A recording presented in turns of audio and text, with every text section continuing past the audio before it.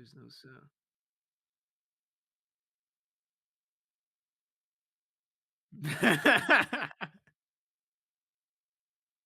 There we go. Scuff semblance strikes again. Uh-oh. Dang. Damn, I guess we don't matter. Come on, Twilight, we can make our own stream with blackjacks and hookers. It's time.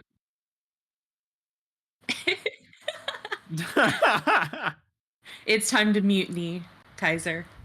We gotta go. pull a Eurylochus and just Hostile mutiny. takeover. Let's go. Uh-oh. Yes. Yeah, we can can still hear you. you. It's just that Stream the chat apparently can't hear you. Yeah. All right, I'm turning on my headset mic temporarily till I can get my proper mic fixed. So give me a moment here.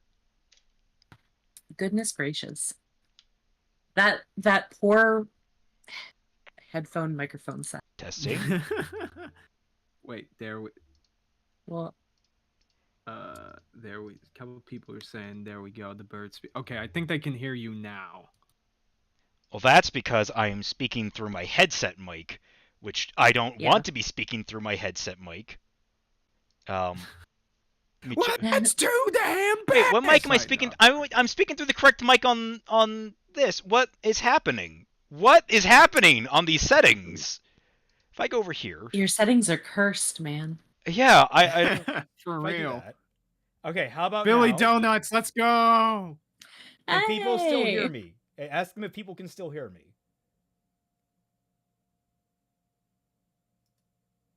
Are people still able to hear me now? Please tell me so. Yes, they said low but there, Isa says. Yeah, but it's quiet. Okay, all right, 1 minute. Then I can get this up and running then. Default, close that. Properties, default, open that. Okay, that's not actually changing. Okay, so I'll just mute that and I'll just change this to here. All right. There we go. That should be it. God, one day. Oh, of course I broke my rule as I did that. That makes sense. Yeah. testing, and then I go back to this. Testing. All right, we're back. All right. You know what? We get in here 10 minutes. Like, I swear, we get in here 10, 15 minutes early just to try and weed this thing up. I started Streamlabs like 30 minutes ago and tested the audio myself. I made sure all the bars. In fact, when everyone's saying they can't hear me, I could see my lines active. So I have no idea what the hell was going on. I don't know why you guys were muted all of a sudden. I don't understand how any of this works. Freaking computers, please help. Yeah. It's the same with a couple of my streams that I did as well. Like, there was a half an hour where nobody could hear me, but whenever I looked down at Streamlabs, everything was running properly, so I had no clue. I had to rely on my audience to tell me. Phantom of the Night, slightly off-topic cue, but I wanted to ask you guys, does time travel count as being Isekai? Because I've seen people call Dr. Stone, Post-Apocalypse, and Inuyasha, Magical Time Travel, as Isekai. It's a gray area, I would put it, where yes, technically, but it's in a softer sense than, like, it's not a hard Isekai, because it's not technically a different world, but it is effectively a different world state, if that makes any sense. I guess. But even in the case of Dr. Stone, it's not like they traveled to the later point in time. They were essentially frozen, encased in stone. Yeah, until that point. Yeah, it's not like. Yeah, it's still the same world. It's just like kind of that gray area. Yeah.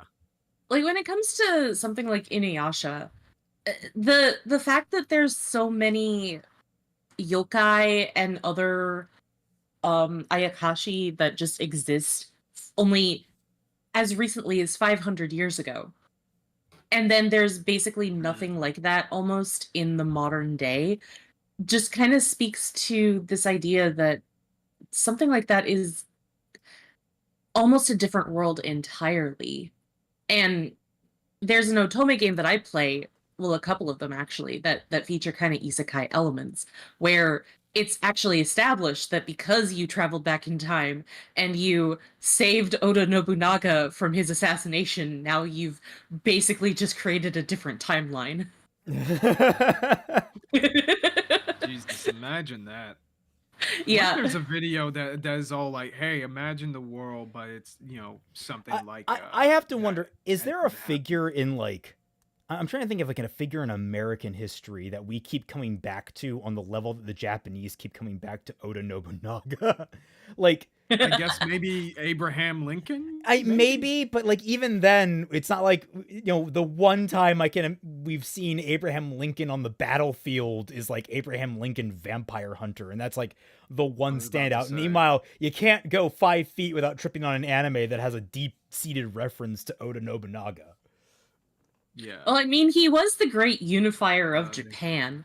So, like, he, for better or for worse, whatever you think of the man historically, he did significantly change Japan as a country. Yeah, but I don't see, I don't see George Washington walking around battling the likes of evil. I wish what he fought off the British, so close enough. That's more like saying. That's more like saying just, Mom, Dad, get out of my house. Less so much as like, I'm going to conquer all of these other kingdoms and turn these multiple kingdoms into one big kingdom that I rule. Plus, I was gonna say, I think part of that is just because that, unlike with Japan, it's just that we are far, far less lenient of like, not even parodying, but just using like freaking historical figures as like characters. It happens every so often. Yeah. But it's just like so few and far between. Like the most recent thing I can name as an example is like freaking George Washington and freaking Ben 10 Omniverse. Yeah, that happened. People. Wait, what? Yeah, you guys tend to treat your historical figures with a lot more sacred care than a lot of countries that actually feature a lot of sacred elements in their culture. It is true, because I remember that Napoleon film, I think it was this year that came out, that was Ridley Scott, that got hugely criticized because of how it apparently took creative liberties with who Napoleon was from the historical record. I didn't hear about this. I remember it being like a flash in the pan controversy for like maybe about 2 weeks. I wanted to say a month, but I don't think it even lasted then. That's because that movie just completely fell under the radar. It is really it's really wild how like, Oppenheimer came out and was a smash hit, and then Napoleon came out and it's like, yeah, we're not really into biopics. We're just into Oppenheimer because of the Barbenheimer phenomenon.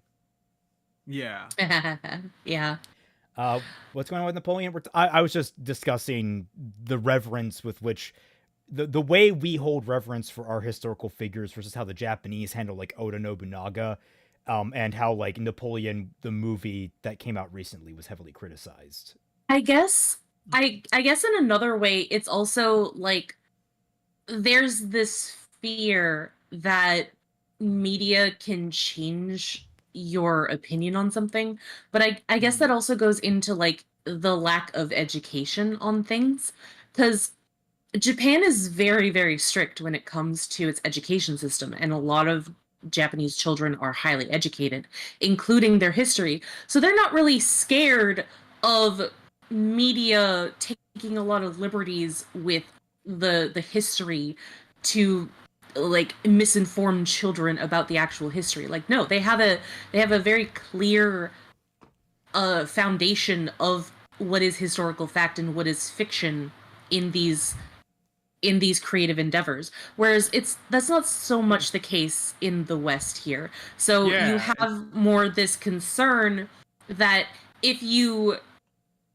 don't make everything historically accurate, then the uneducated people who don't know the history are going to come away thinking that some things actually happened in history. There's also like, I think, a recency thing. How long ago was Oda Nobunaga like prominent? It was what, The 1500s, around there. So, half a millennia ago, right? Yeah. So it's like there's a little more distance between now and Oda Nobunaga versus the U.S., which isn't even half that old. No. So it's like I think there's some recency thing in there because like I remember there being concerns about, because someone brought up Assassin's Creed. I remember there being concerns about Assassin's Creed 3 and how it would end up portraying before it came out, how it would end up portraying the founding fathers, because they were supposed to be, it's the American Revolution. It's supposed to be like a big thing. I don't remember exactly how it got how it did things. I do remember the DLC that came out where it did a what if George Washington decided to become king, which I remember a lot of people were just sort of like, some things. People were like, what? Okay, I guess.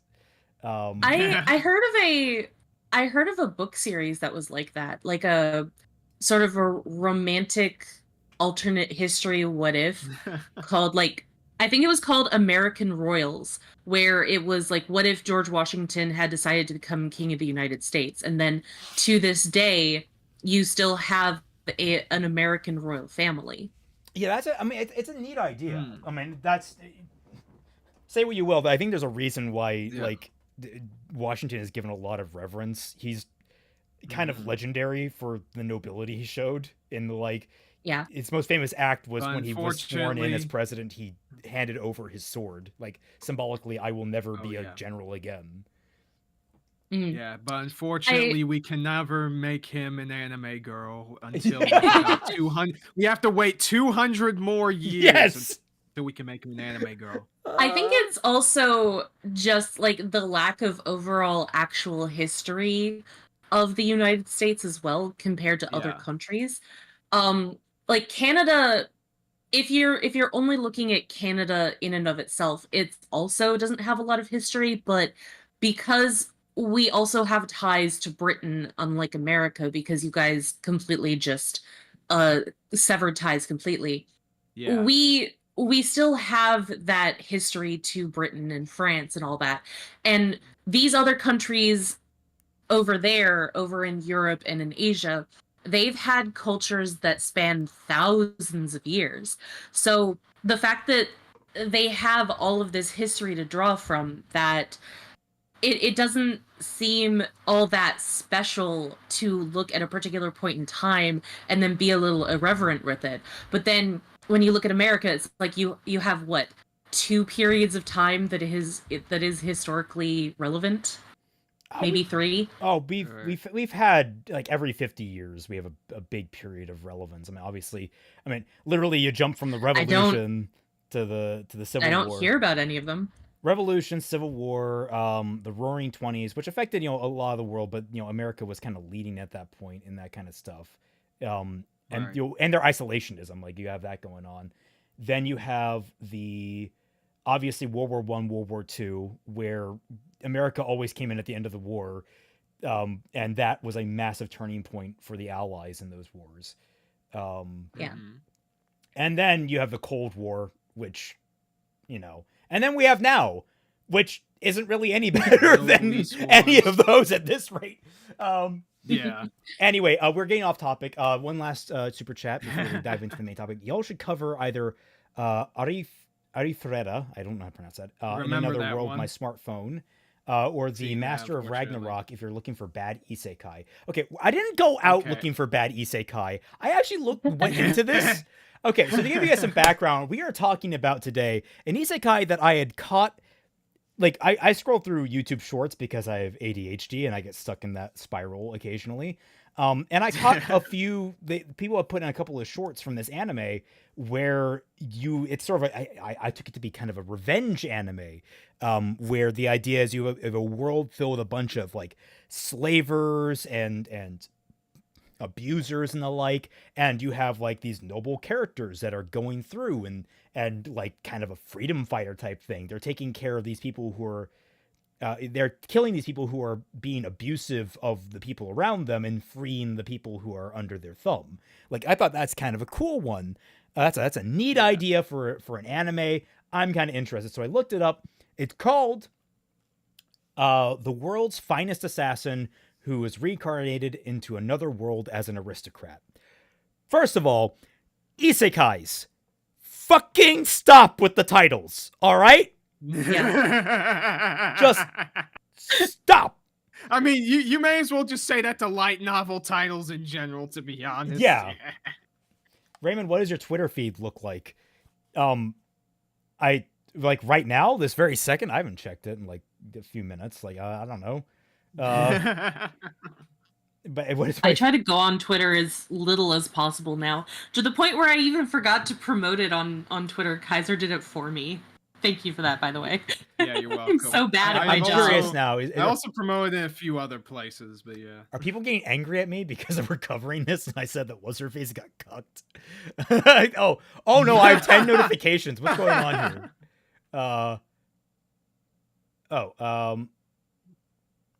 Oh no, so it's not. Okay, I thought that was a weird glitch. It said 10, but it was actually just 3. All right, fine. Whew. Heart attack avoided. Right, so I went into this and I was expecting kind of a general revenge. Like, okay, so an assassin from our world gets reincarnated and he goes about killing bad people. I might be able to dig this. So yeah, I sat down and watched it, and the first episode actually is pretty harmless, all things considered. I'm going to try and feather through these episodes as we go and also try to remember them because, first point of order, this anime is actually surprisingly boring. I mean, that's a lot of anime in general, not even just isekai. There's a lot of shows in general that just wind up as boring, unfortunately, because just not a lot going on. But it's especially bad. Well, it's not especially bad here. I mean, there are blips of like crazy shit that goes on in this anime that I wanted to talk about because it's fucking bizarre. I don't know what they were thinking with some of these choices. So the anime opens with its opening title sequence, which typically speaking, I actually take as kind of a bad sign. I know that's kind of maybe a shallow take, but I typically like cold opens versus the first episode going right into the opening title. It feels like you're trying to front load the cool factor. It feels less cinematic. Yeah. Raymond out here literally judging a book by its cover. Okay. You can't say that when I judge this book correctly. Exactly, bro. So we get a lot of little things in here, like, I was talking with Twilight about this the other day when I was just talking about how I like a lot of the composition and the makeup of this opening. It's actually not terribly done. It's pretty competent. Work went into this, and like you could make some symbology of things. Like this shot of the main character being, flying backwards, falling in front of who we'll learn is a goddess, in between who are going to become his two parents and his mother crying. Like, you could read so much into that. Like, there is so much there that you could, like, definitely try and, like, get something out of if the story were to support it. Like, you could be, like, you could watch the story, then go back to the opening and be like, oh, so that's why that's like that. That's why that's like that. Sure. And then you watch the show. And then spoiler alert. Spoiler alert. None of this means jack shit. It's actually the most boilerplate on the nose bullshit you can get. This is literally just to convey he's been reincarnated and these are his parents. That is all this is trying to tell you. That's all this is trying to say. It is absolutely hilarious. Like how basic bitch just this is. False advertising. Yeah. Yeah. Like, Raymond actually showed me this opening the other day. And he talked about how disappointed that he felt in it because it felt like there was so much to say. And I'm like, I watch it and I'm like, sorry, I don't agree. It feels empty and vapid. let me make a like this shot. The characters crossing by each other, they're being divided on differently colored panes, kind of showing a disconnect or a rivalry. I don't know what this is supposed to be interpreted as. And actually, having watched the show, I don't know why this is here anyway. Like this, I don't know what the point of this is now. There's something like, there's this whole section that's actually really kind of neat with this mask. It's probably the most striking thing to me as we go, where this mask keeps multiplying and like fused together. It's a very striking, kind of haunting image. Like you're facing this faceless monolith that just keeps multiplying. Like I kind of got the implication I got from that was there's going to be some grand conspiracy they're running up against, that they're going to have to fight back against, that they're going to have to disassemble. Like there's going to be like knowing what little I had known about what I'd seen from the shorts of these action sequences, there's going to be some grand slavery ring they're going to try and take down and dismantle from the inside out. But as they go more and more, they're not going to be sure who they're going to be able to trust, maybe within themselves. Like they're not going to be able to trust each other. Like I'm like, okay, that could be cool. I have no idea why the fuck that's there. Typically, when it comes to stuff like that, it has a sort of catch me if you can kind of symbolism to it, where you have a mask that you put on, and in order to do your job, you have to put on more masks, different masks, and the more masks that you put on, the more you sort of lose who you are as a person. You lose your sense of self. But like that is what you would imagine would be to an assassin who has to pretend to be multiple different people. But from what Raymond had told me when he complained about this show before we decided to turn this into a live stream, that's not what happened. So that's exactly why I said that this anime seems empty and vapid. It's giving you the illusion that something is there. The opening is doing a lot of heavy lifting in order to supplement the nothing that is in this show. Yep. Oh my god. Oh, I was about to say, by the way, before we go any further, I've also watched this show, not before this live stream, obviously, but like I watched it when it came out, because actually I read the manga of it first when it was like, I think 10 chapters. And that was before I thought like, okay, this is going to get adapted at some point. I thought this was just going to be a very interesting, like edgy romp kind of thing, and it just got boring. I was gonna say, I was looking for an edgy romp. I'm not above admitting that. I was looking for an edgy revenge fantasy. Something you would see from like the early 2010s, you know what I mean? Yeah. Like I wasn't in for like a high like Parker Mystera. You're like, for me this anime is just popcorn. It's not some grand meal, it's something to snack on. Motherfucker, find better snacks. Yo. Like get some Cheez-Its, bitch. Yeah, I was gonna say this is like you just like you took what the Cheetos were, like the weird corn byproduct that Cheetos are. You're just eating that without anything on it. It's just this weird kind of foamy type thing. It doesn't even have any corn syrup on it. That's the worst part. It's dollar store popcorn cut with styrofoam. That's what this is. Exactly, bro. Yeah. So yeah, you get like these characters. She's like walking on a skull. Ooh, what does that mean? What is that? Trust me, it means nothing. It's like all the symbolism in here. Like, okay, this one might actually convey a little bit of meaning because she kind of has a spy master thing going on. So, she's overhearing something. She never really does this, but it's kind of a role that she fills. So. All of them having reaction images. Oh, by the way, enjoy the shot of his face. That's the most emotion you'll see in this entire anime. Like, legitimately. And they say there aren't any male Mary Sue's people. It's like, packing peanuts. No, man. No, man. Packing peanuts at least have a shape and a texture. It's just raw shredded styrofoam into the popcorn. There's this cool shot where he's kind of mimicking a playing card the Upside Down. Like, I was like, okay, what's going? Is there some mind game going on? He's gonna have to backstab people around him.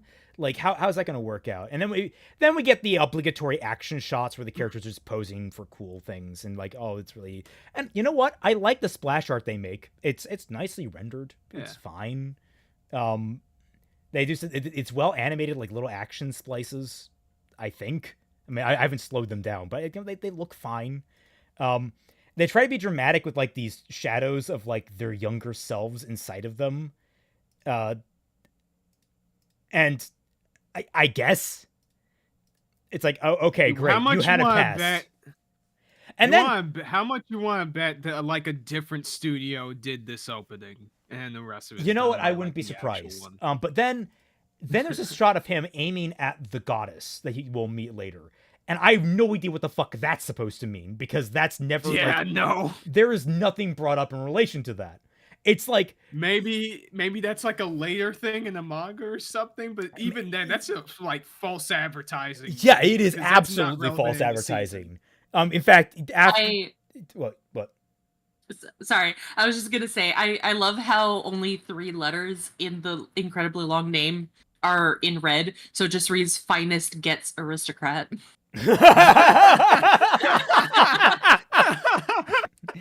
And from now on, this is what we're going to be calling it: Finest Gets Aristocrat. So, yeah, as we're watching Finest Gets Aristocrat, hope I can keep that up. Also, wait, I just realized that the translation is also wonky, because like it's like we translated up here: the world's finest assassin gets reincarnated as an aristocrat, and then we have the actual Japanese has an English title: the world's best assassin to reincarnate in a different world aristocrat. Obviously not proper English, but I just find it you felt the need to translate it with honestly this lazy little like replication of the knife. Like when I never actually stopped to look at this little knife they drew. Someone did that in Photoshop in like 20 minutes.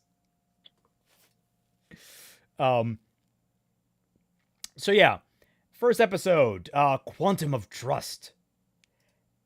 Does anyone fucking know what a quantum is? Dude, it has been like over a decade since Quantum of Solace from fucking, the James Bond franchise. I forgot that's what this episode's name is. Fucking God. I don't know what a quantum fucking is. I have never known what a quantum is. Like, okay, quantum physics, I have a concept of, but what does that actually mean? What does quantum? Quanta is the smallest unit in physics. So the smallest unit of trust? Damn, that's so deep. Science magicum.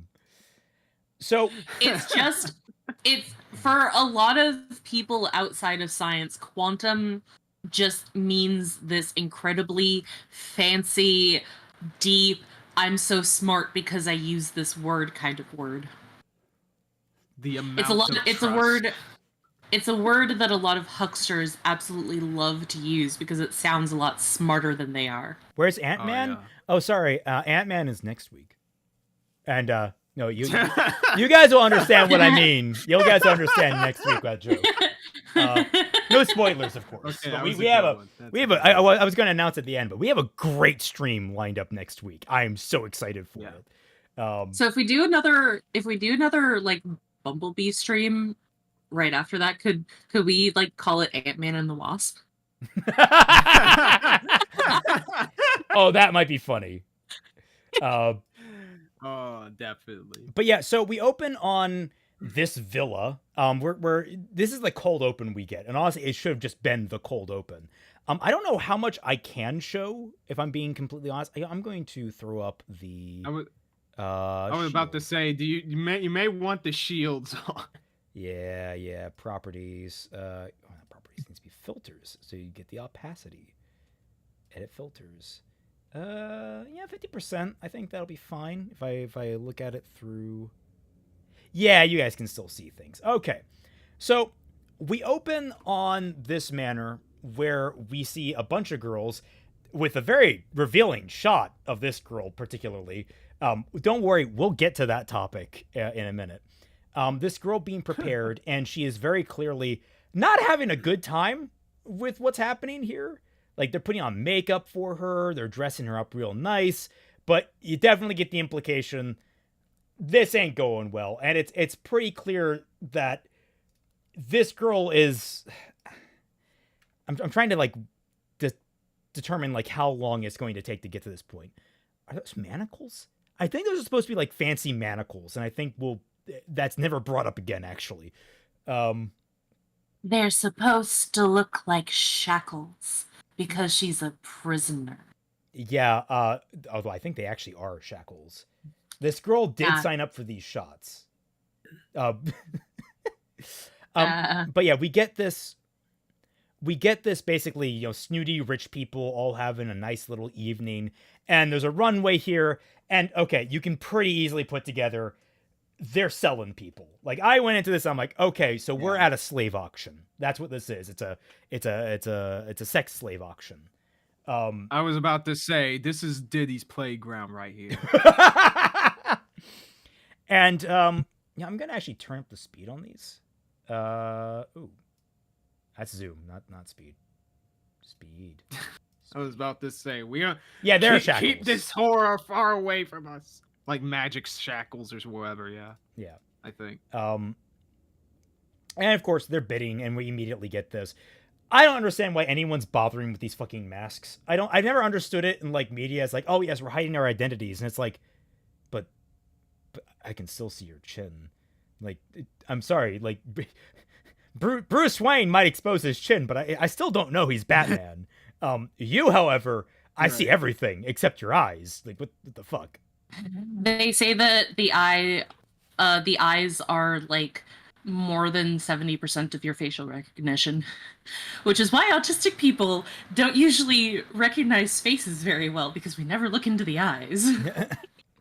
But then we learn that this is being overseen by this rich lady over here, and they're discussing, like, the Lady Collide, which I never realized that was her fucking name, because I just assumed she was not going to make it out of the scene. Spoiler alert, she does not make it out of the scene. Teddy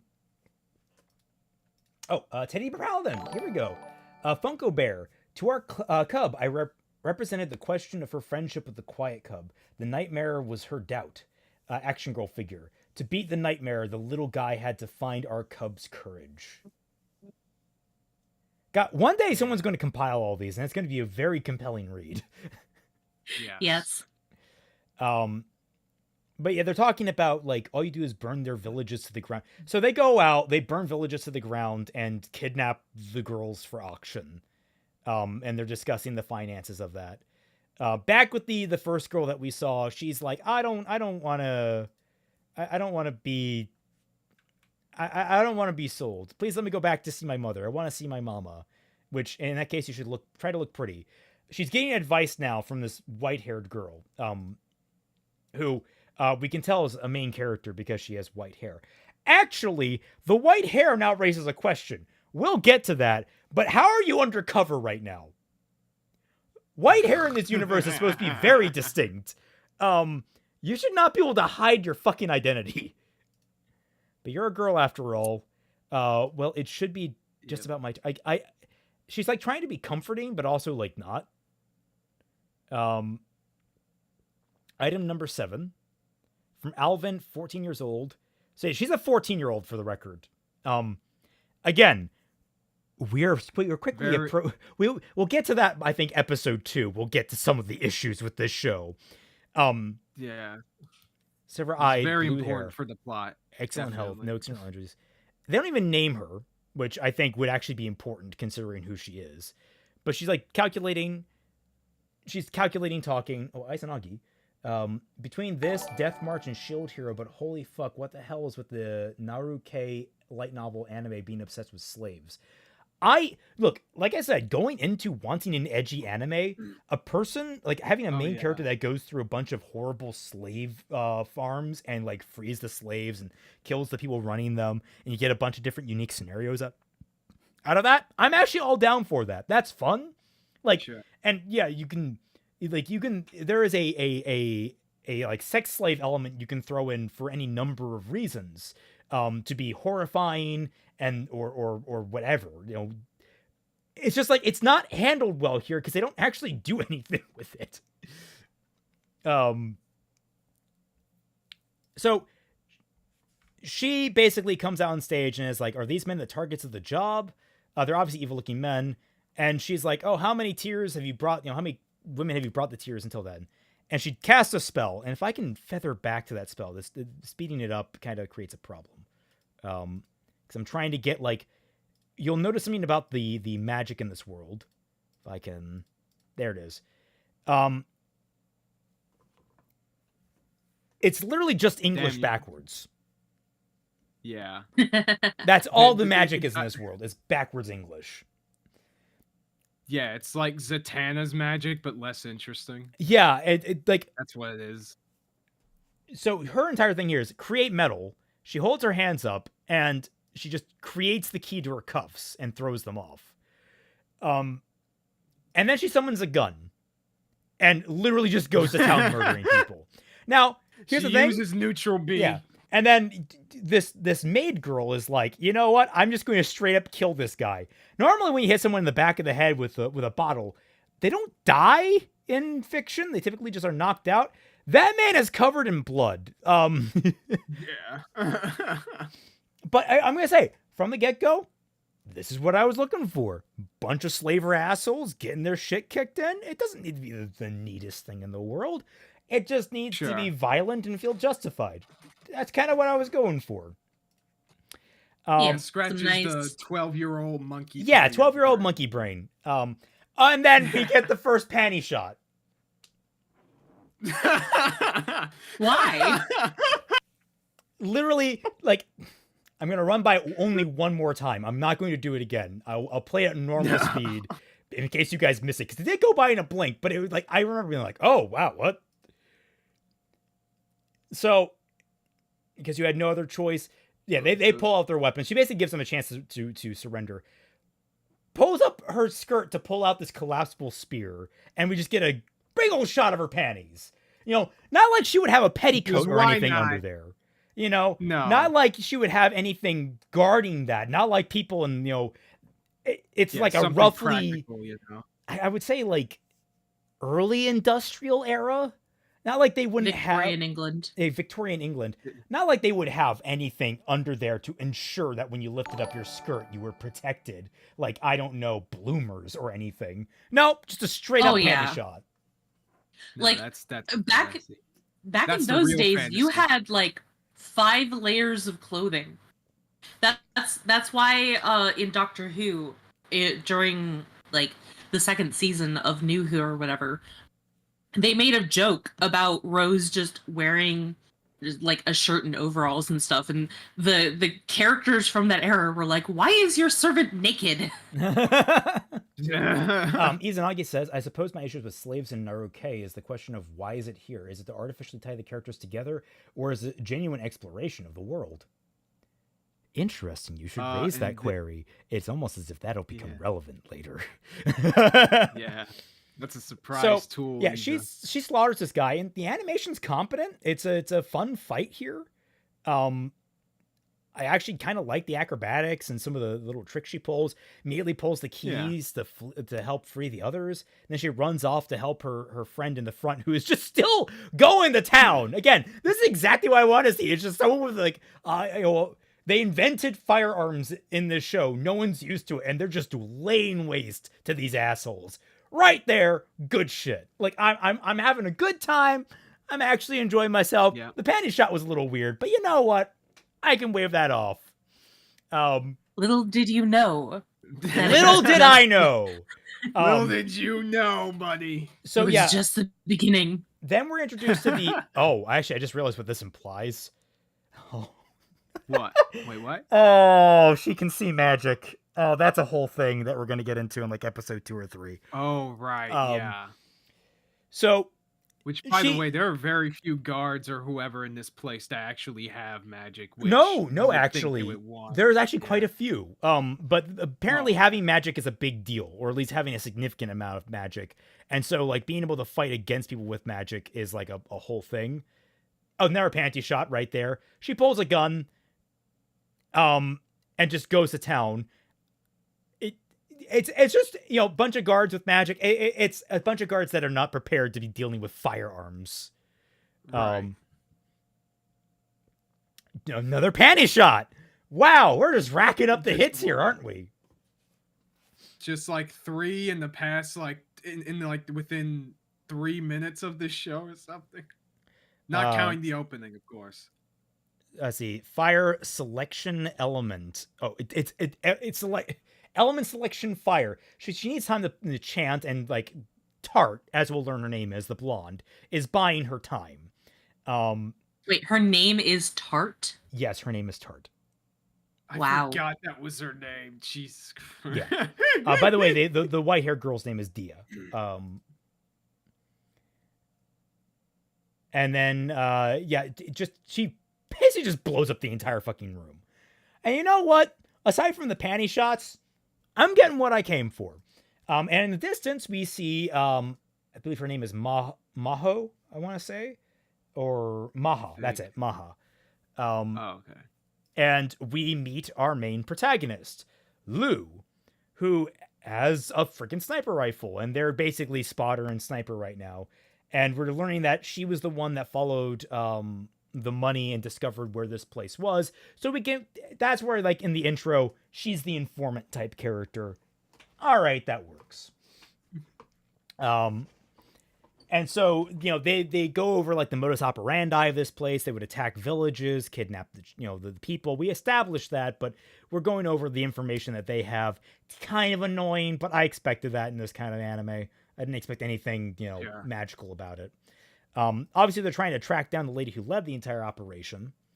And you get a little hint of the political intrigue that they try to have in this, where it's like, oh, the reason why we were sent after is that they got too big for their britches and they started to attack villages outside of their own territory. And, you think, okay, so, like, there's this whole political aspect that we're going to explore. Okay, all right, we'll see how that goes. And the main character basically just takes her out. On orders of the royal house. Let's see, where's the shot? Does she get... Oh, right. So then we get a jump cut. We get the sniper rifle shot. We don't get to see her die, which pisses me off because I wanted to see her bloody paste on the wall because, again, she's a horrible slaver who, burns villages to the ground to kidnap women. Yeah, why do they tease us like this? Come on. But we use it as a jump cut to go back in time to when our main character was alive in the real world doing his job with his own spotter, assassinating people. And we learn he's very proficient, and he only ever kills who he needs to. There's a whole conversation him and his spotter have about the nature of why he doesn't just mow down the entire team, especially the people returning fire on them. And he goes into, like, well, if you go above and beyond, there are all these different consequences that could be had. It's best just to stick to the people that you came here to kill and leave it at that. Which, you know what? Smart enough. Izanagi, did I just see a reference to the Tuhara de Danan in the subs? Don't bring in my Celtic myth into this, god damn it. Isa, his name is Lou. Have fun with that. But there's still more Mafia members. We should wipe them out now. So we get this conversation. The organization ordered us to assassinate 6 men. I'm not killing anyone else. So he has a principle in the terms of, like, we're paid to do one thing and one thing only. And she's like, there are still key people down there. We could wipe out this entire mafia, or the mafia will keep on acting. And he's like, his explanation is, no. For all we know, there could be underground. We're not heroes of justice. We're assassins. We're tools of the organization, and we don't know anything about the other people that we weren't sent to kill. It could be they have moles down there that are keeping eyes on things. We don't know. And I'm like, okay.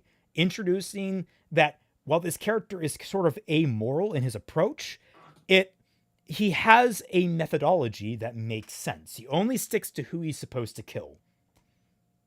That is not going to stay that way, for the record. A lot of fucking people are going to fucking die in this anime. Yeah, the kill count is gonna be needlessly freaking high. Actually, one thing I gotta note here: the way you see the old man here, or the old version of Lou in the anime, is drastically different from his design in the manga. I gotta find it. Hold on. I gotta go to the manga website I usually go to. Yeah, his other design is a lot goofier, but has way more personality in my opinion. Just Well, that's let me try to surprising find because it. I think this version of the character has the most personality we ever see him have. Oh no, absolutely. I'm just talking about the Yeah. design. Design wise, even like I think he's very interesting. In like, I mean, okay, not very interesting.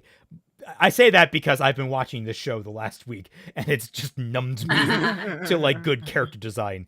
But overall, You needed to find any kind of scrap of quality. He's an older guy. He has kind of this scruffy look to him. He has a goatee, which, you know, not a lot of anime characters end up actually having a lot of facial hair because Japan doesn't typically use facial hair.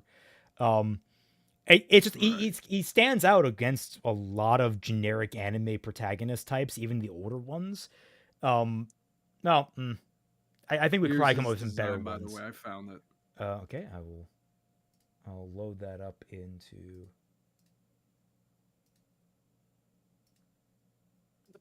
Actually, even how this whole opening scene is different from the manga. Well, it might not be because it carries in later. He's Maybe. not that bad. You know, he's not too much different. He definitely does look older here. Yeah.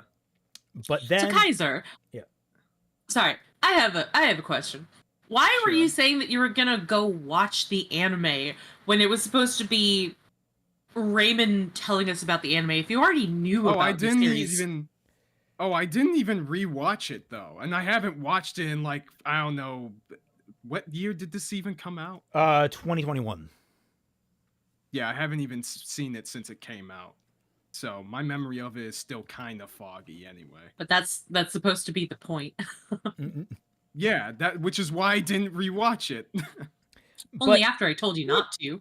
We actually get some interesting like back and forth here in terms of like them debating their positions on assassination and what they should do and how they should approach things. And they're tailed, they're shot at, and they're eventually their car is destroyed. But the plot twist is, I can actually speed these back up again. I remember that now. Lord knows I don't want to be watching this forever. Yeah, no. They jump out. They basically keep the car driving, and they use it as a decoy so they can just basically chill out in the desert. I believe they're somewhere near the U.S.-Mexico border. I think that's what's implied here in the discussion. It's not really important, honestly. But the point is they have to basically lay low and take care of themselves until they can escape and then make their way to out of the country.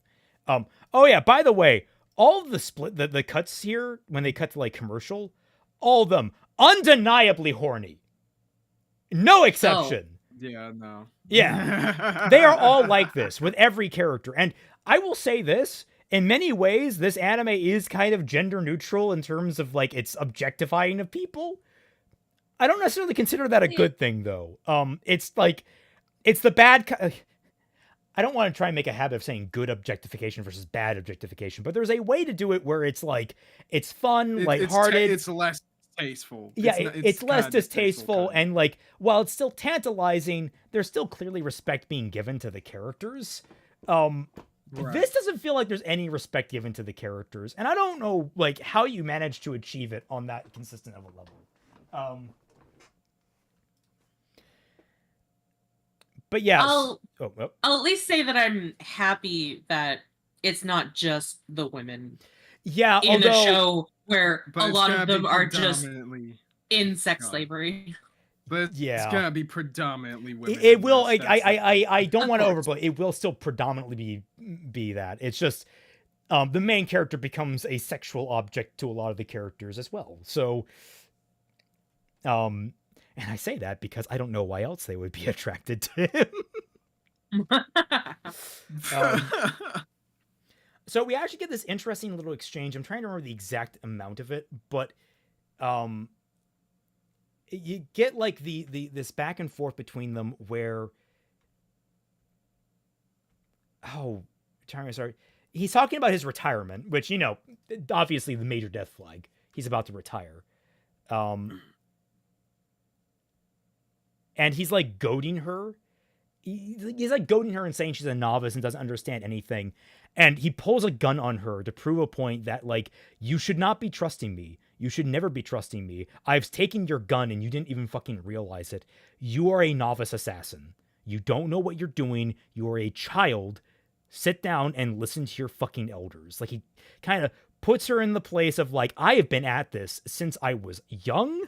I've been in your place. Motherfucker, I've had like 50 years on the clock doing this. So it's like this really tense scene where you're actually not really sure. He might just end up fucking shooting her. I presumed not, and he doesn't end up doing it. But ultimately, he chooses not to kill her, and they choose to basically return together, and she's learned a valuable life lesson about the nature of being an assassin. And it's actually kind of funny because she immediately draws her weapon and is like threatening to shoot him, and he's just like, you're not going to fucking shoot me. Like, there's genuine chemistry here. I actually really enjoyed this, like, this energy of the rookie versus the veteran. And he reveals he pulled all the bullets out. It's like, he just keeps telling her, like, man, you are just not good at this. You treat too much of this too lightly. I've been at this for so long. So they basically get to a safe house. They get their information and, like, new identities. And, you know, so far, I'm just want to put the record, I'm having a good time with this. It's not the most compelling necessarily, but it's at least interesting. There's some fun character dynamics going on. I actually like the rookie and her kind of novice way of looking at things, despite the fact she takes this job very seriously.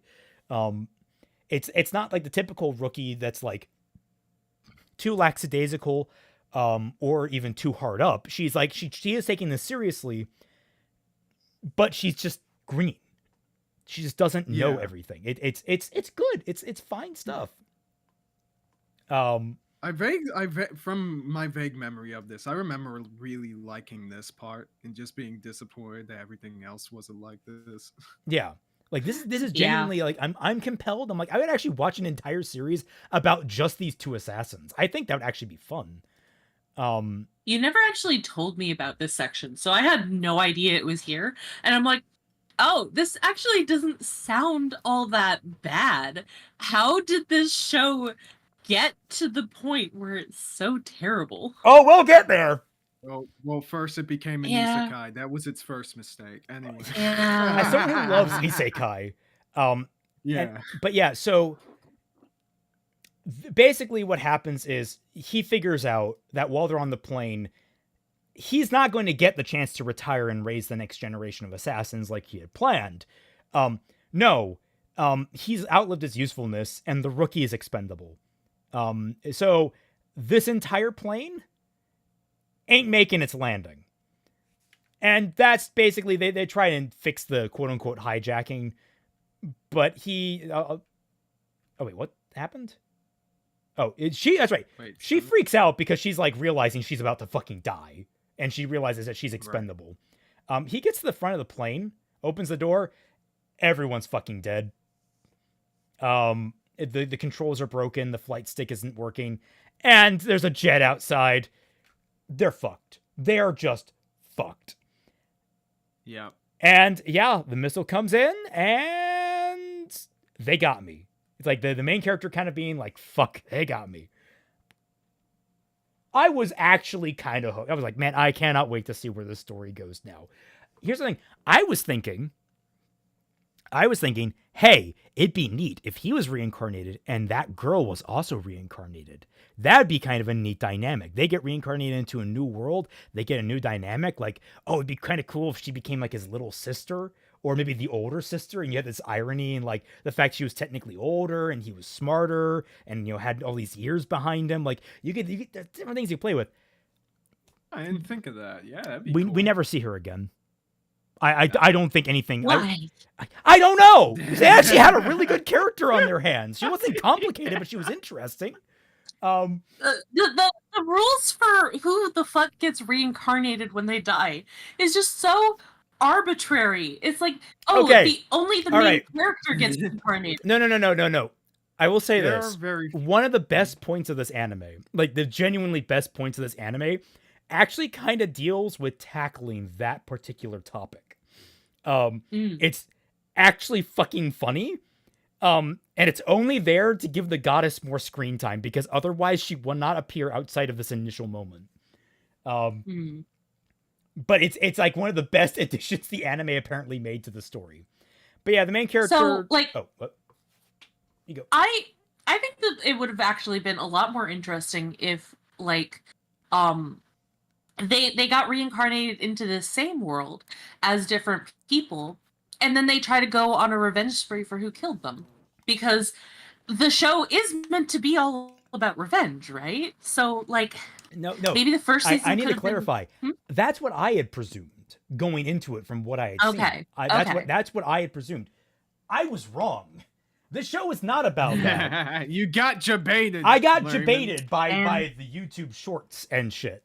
Damn. But you're don't right. worry, That would be a good idea. Too, just not by shorts, because I don't think they were a thing back then. That's actually kind of there's a great economic manhwa that I read that I love called I Shall Master This Family.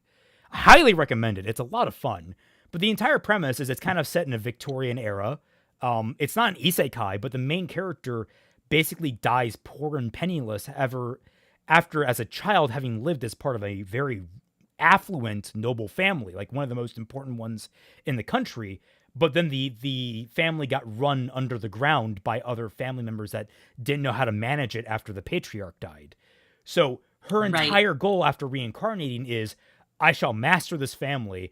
I will prevent my family from falling down that dark crevice. And it's actually really fun to see her manipulate people and try to move things in certain ways and like wowing people with her intelligence, but also trying to keep that veneer of being a child. It's like, it's really a fun manga or manhwa. I highly recommend it.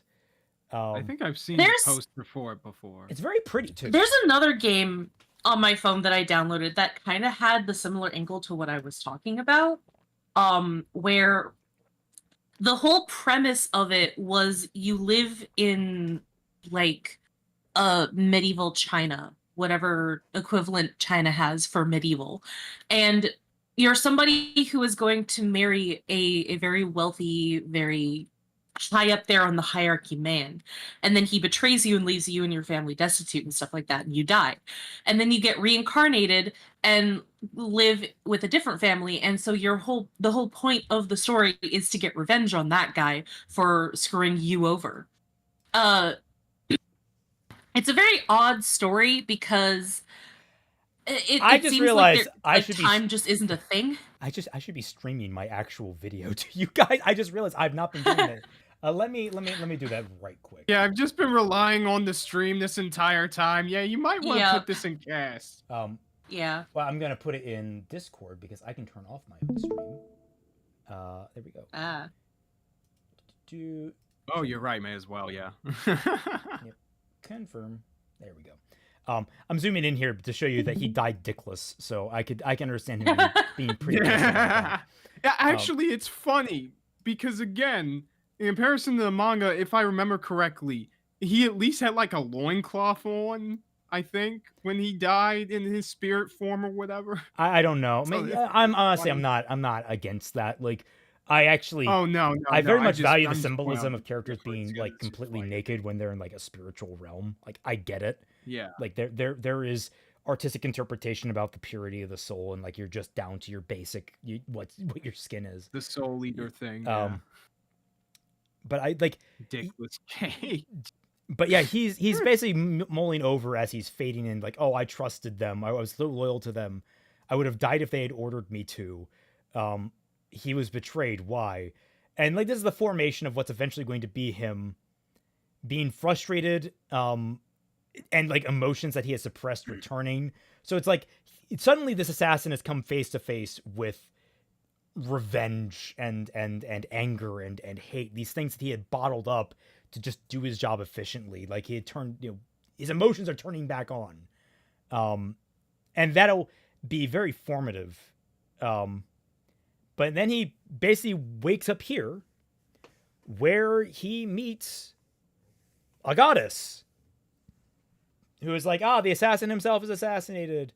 I summon you here to do something for me.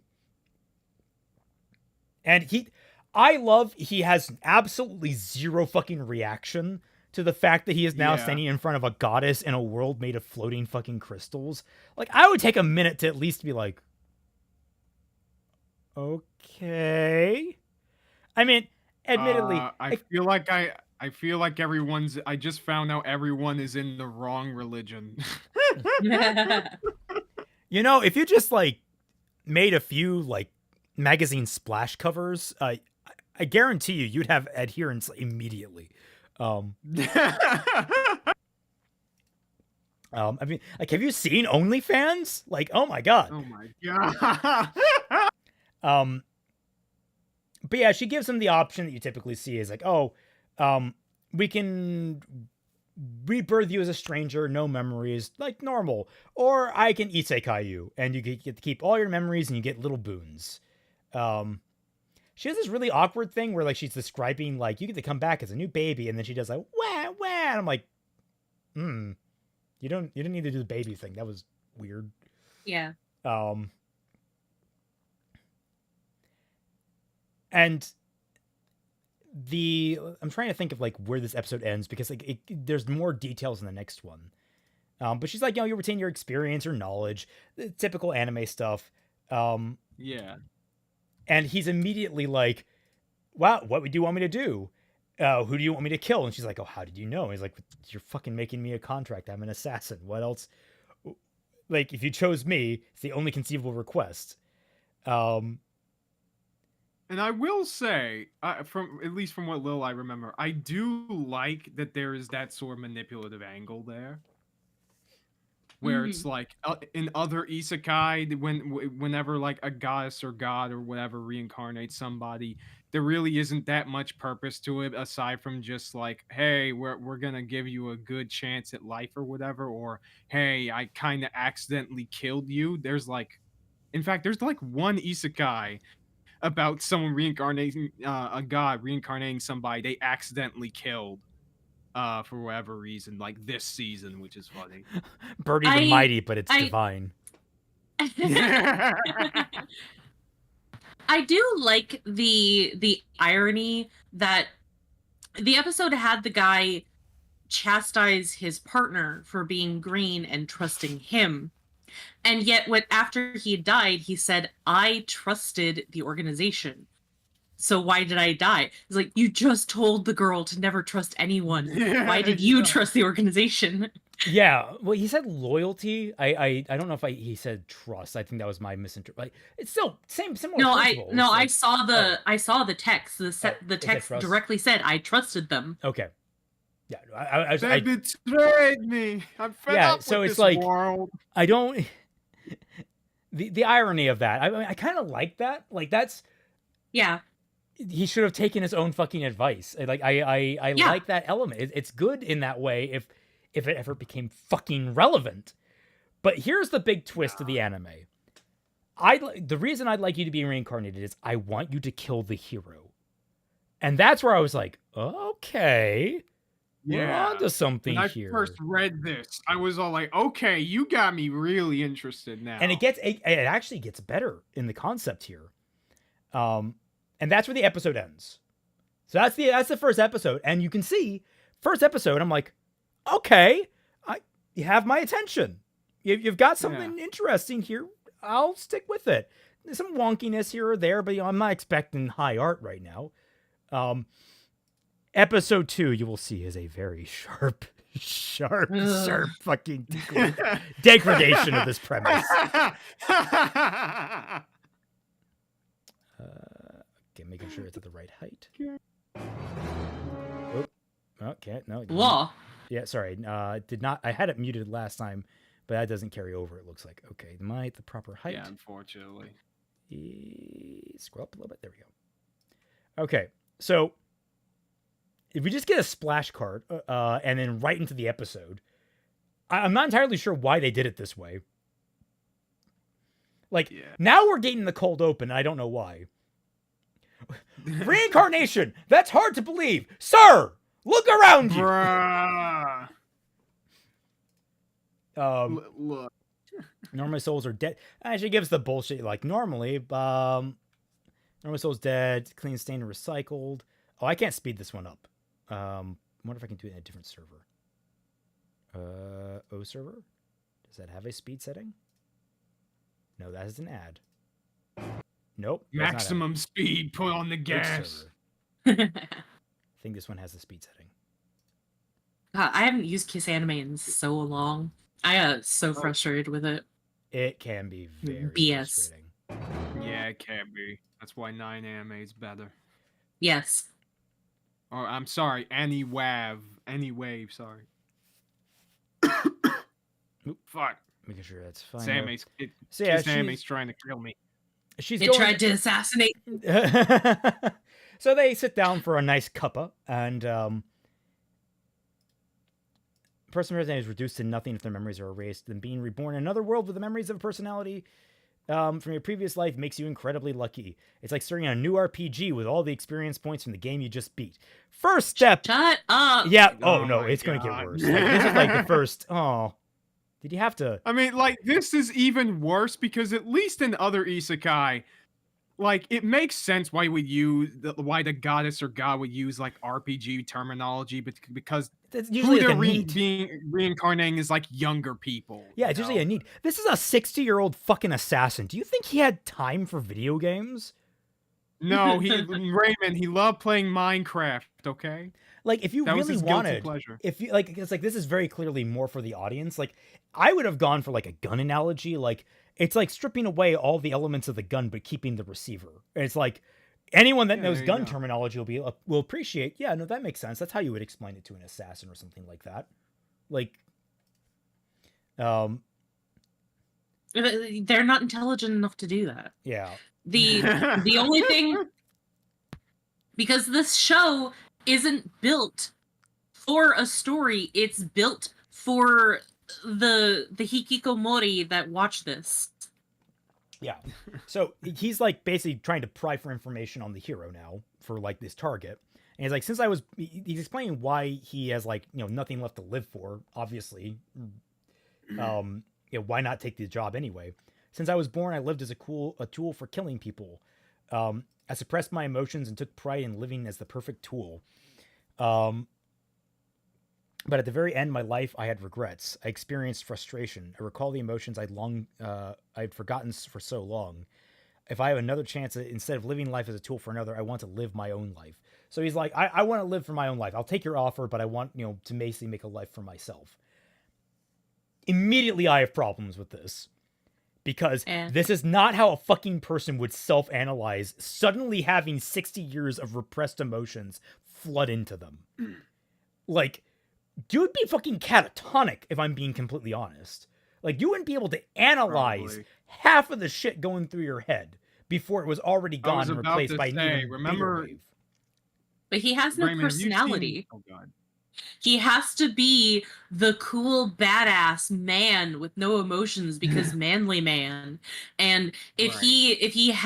he shows emotion like that, then that's just weakness. Because having a personality just means that you're weak and you're dumb and you're not strong and you're not cool. Well, the thing is, I don't mind it being that this guy has lived his entire life like suppressing his emotions. Like, Scotty, it's not completely contrary to his characterization in terms of like him experiencing at the end of his life a sudden wave of different emotions that just his brain didn't repress anymore, because what was the point?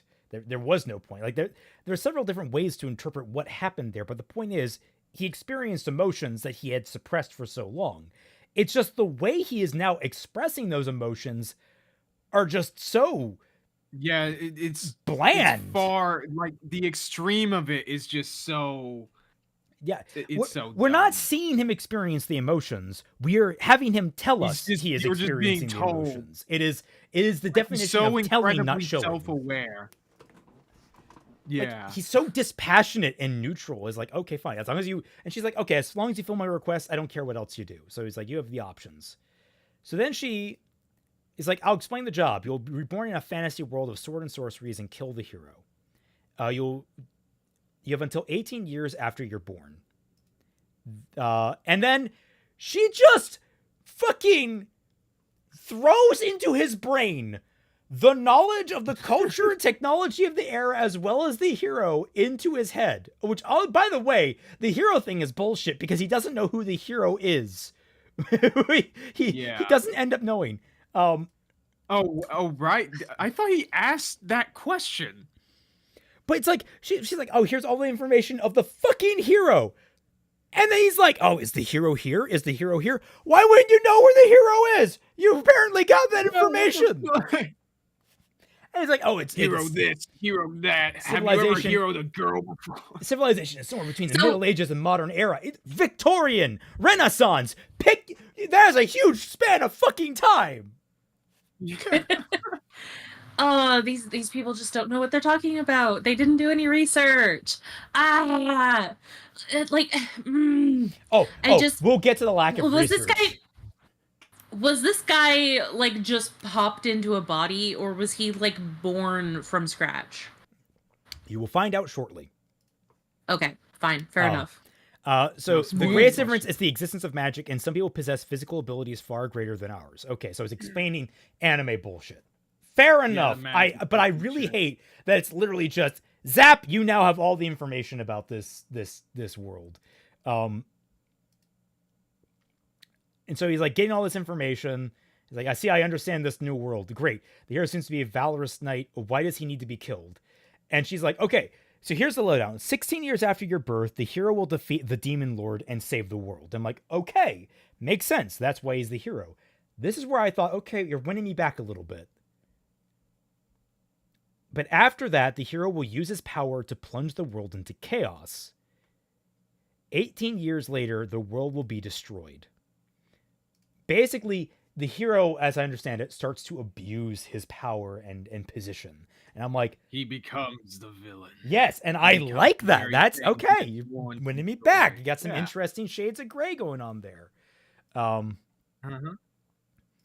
So according to the knowledge I just received, there are limits to human abilities. But the hero alone is an exception. He possesses abilities far greater than other humans. In other words, to have to kill a non-standard monster using my own standard abilities. I choose an assassin because among humans, the hero can be killed. Not by warriors, knights, or mages, but only by an assassin. Very well. So he accepts the job, and she's granting him the highest stats that a human can theoretically have. So already I'm like, oh, I'm glad. He just has natural 20s across the board in all of his ability scores. Great. Wonderful. Hell yeah. I'm so glad he will never have to actually train fucking anything. But it gets worse. Oh, it does. So every human apparently has 5 skill slots, if I understand this correctly. And they all have a random chance at getting a different skills for those slots. And she grants him one of each rarity. So you get like a legendary, an epic, a master skill, I don't know, a Blue Eyes White Dragon. A collector's edition Blue Eyes White. Yeah, collector's edition and a fucking basic. Like he gets all Final 5 of remix. these. And he's like looking at it, and I don't think we learn here exactly what he chooses. Oh no, he does. We learn. He does the anime protagonist thing. We learn 4 of them, and then the very last one, he's like, oh, why is this considered a basic? It's so powerful if they use it right. Why would anyone overlook this? It's like, and then we never learn what it is. Or I think they tell us later, and I'm trying to remember which one it is. They're all boring as fuck. Remind me, do people in this world choose these abilities, or are they just born with them? No, they're born with them. They get the random get the random chance. He gets to pick from the pools. Right. So, play. Here we go. You got all the collector having a story with stats and RPG shit is so goddamn boring. It's like it doesn't allow for any imagination. Like, yes, I get it. Our D&D and other tabletop games like it, all of the derivatives, they're really popular to play. They don't translate well to literally any other medium other than tabletop games. Please stop using them. I disagree. Though I definitely get the frustration because it has very. I'm trying to think of where it's done. There are well. very few. There are very few that examples of actually ones that use like them capitalize on it. Obviously, like not sort of online, but I think what was that other one that came out around the same time? well. Oh, you mean Log Cool. Horizon? You can Log think of Horizon. like the 1% chance that it can actually work, but 99% of the time it will not goddamn fucking work. Don't even try me. Well, no, like Dude, if there's such a if there's even a 1% chance. Yeah, if there's even a 1% don't chance that give a this shit. trope can be good, we have to I take it as an don't give absolute a shit about the 1%, okay? I care about core concepts and exploring what makes the bad ones bad and what makes the good ones good. The majority of isekai are bad nowadays. Well, yes, That's why we're talking about this. well, 90% of everything is crap. We to acknowledge like that. Twilight. But That's okay, why. Isa says the use of game terminology for anime world building feels artificial and lazy shorthand instead of organic and natural. Yes, that is the problem with it. Like that's 100%. I was going to like tack on to Twi's frustrations is that most of these stories just use it as easy shorthand to give the main characters superpowers instead of genuinely exploring them. Oh, I know a great one. Fucking it's another video game one, admittedly, but like at the same time, it's still really treated well. Is Shangri-La Frontier, which actually I might want to add to our list. That's fantastic. It's actually such a fun fucking anime because it's very clear the person who wrote it played fucking video games and understands how they work. So like you get the characters talking about how important certain stats are and why they work. Like the main character, he has like I want to say he has like no health, all evasion. So his entire gameplay style is just fucking moving as fast as possible. And everyone's like, dude, why aren't you wearing armor? And he's like, I am literally locked out of wearing armor. I can't wear any armor. I was going to rely on armor and then I got cursed and I can't fucking win. I just have to run. It's like they actually play with the mechanics. It's really a lot of fun. And the fact that the isekais abuse this and don't do anything fun with it other than just to give superpowers. It's so fucking lame. Anyway, let us go over his repertoire. Let's see.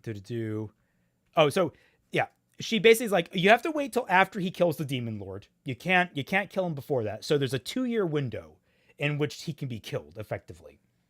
Maybe even less, depending on like when during his 16th year the demon lord is killed. For all we know, there's only a year time span because he like kills the demon lord on the eve of the 17th birthday. And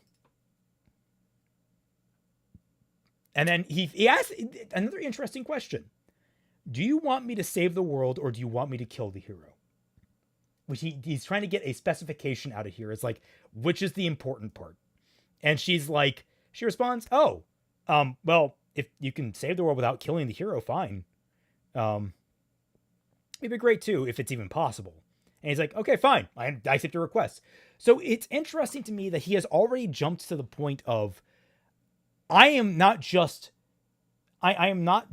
accepting the mission. I am asking for an alternate win condition if it exists.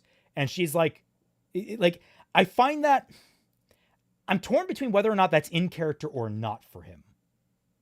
I don't know. And I'm left kind of conflicted on this point because I don't know if he's emotionally mature enough at this point. But we'll learn that he doesn't ever emotionally mature. Or counterpoint, he is already supposed to be emotionally mature by this point, which is not. I think you can probably make the assumption that this does fit in line with his character because he's always been very practical. He's never established in the backstory before he died that he never wanted to kill people unnecessarily because they could be good people in disguise. And so that means that he cares about only killing people that he knows for a fact are are so evil that they need to die or whatever, and he doesn't want to cause any undue suffering. So by asking this question, that is just another branch of that concern. I don't want to cause unnecessary suffering. Is there a way, like, is what is it that you are asking me ultimately? Are you asking me to just assassinate one person, but what are the consequences of that? Right. Like, and that's why, like, I teeter, like, is an extension of that or not? Like, at this point, I'm willing to accept, all right, he is thinking that far ahead. He is thinking that wisely about the situation. Fine. Right. I have a big problem with the fact that he is just way more, especially for someone who just got fresh emotions. I think he really should be a lot more childish now. But like we've already crossed that bridge. Apparently, he's just digested all of his fucking emotions, and he's completely fine with whatever happening is now. It's really frustrating because you just robbed yourself of a really interesting set of story. All that potential is just thrown away. Yeah. Because like, I get the. What they seem to be doing here is just basic character beats of what should be happening. Like, oh, I'm very frustrated. I've always bottled up my emotions. I've always hidden them away. So now now the logical thing to do is to have the character say that, but then they don't show it. It's showing versus telling. They are telling us that the guy is experiencing emotions, but they don't show it to us. This is basic writing 101, guys. Yeah. And like, I don't think that you need to really go so far as to be like, oh, he should be childish at the moment. No, it's just he doesn't know how to process his emotions because he's always kept them away.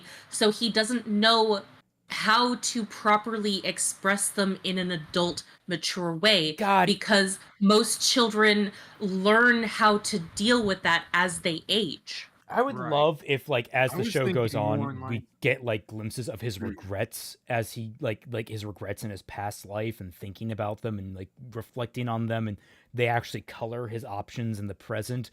For the record, we never get anything like that. There's no reflection, even though he did outright say, "At the end of my life, I had regrets." It's like, what fucking were they? Trusting? We just, never find those out. Spoilers, just trusting the organization he was a part of. That's it. Dude, imagine if they pulled this shit with Freeran. That would piss me off 100%. I have regrets. What would be even what were they, Freeran-sama? So we learned there's like 124,000 roughly skills. They chose a really arbitrary number. They just kind of pulled it out of their ass, I think. But he's free to choose a total of whichever 5 skills I want, 1 from each rank. The hero gets born with 30 skills. Average person, 5. Hero, 30. That's why the hero is so powerful. And at least 5 of them are S rank. And he only has 5. So he's like, okay, so I have to choose very fucking carefully. And I'm like, okay, maybe we can get something interesting out of this. He chooses rapid recovery from the S rank, which means that basically his stamina, mana healing, and everything else, whatever everything else includes, recovers much faster. Which is so boring. It just means you have super healing, super mana regeneration. That'll become important later. He's just right there. That's already made you fucking overpowered. Then A rank 1 in a million. Like he's going over like the chances of getting them as like a random drop as a person born into this world. So it's like a 1 in a million chance that a person is born with an A rank skill. And he gets Spellweaver, so he can create new spells. Jesus Christ, that in itself is already overpowered. So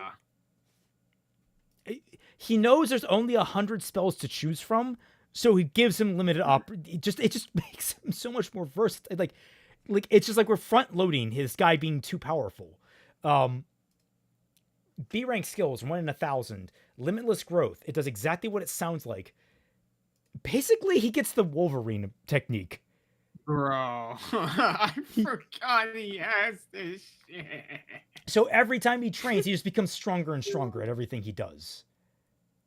It's just magic steroids. That's what he's got now. And then he gets magic martial arts as his combat skill from C rank.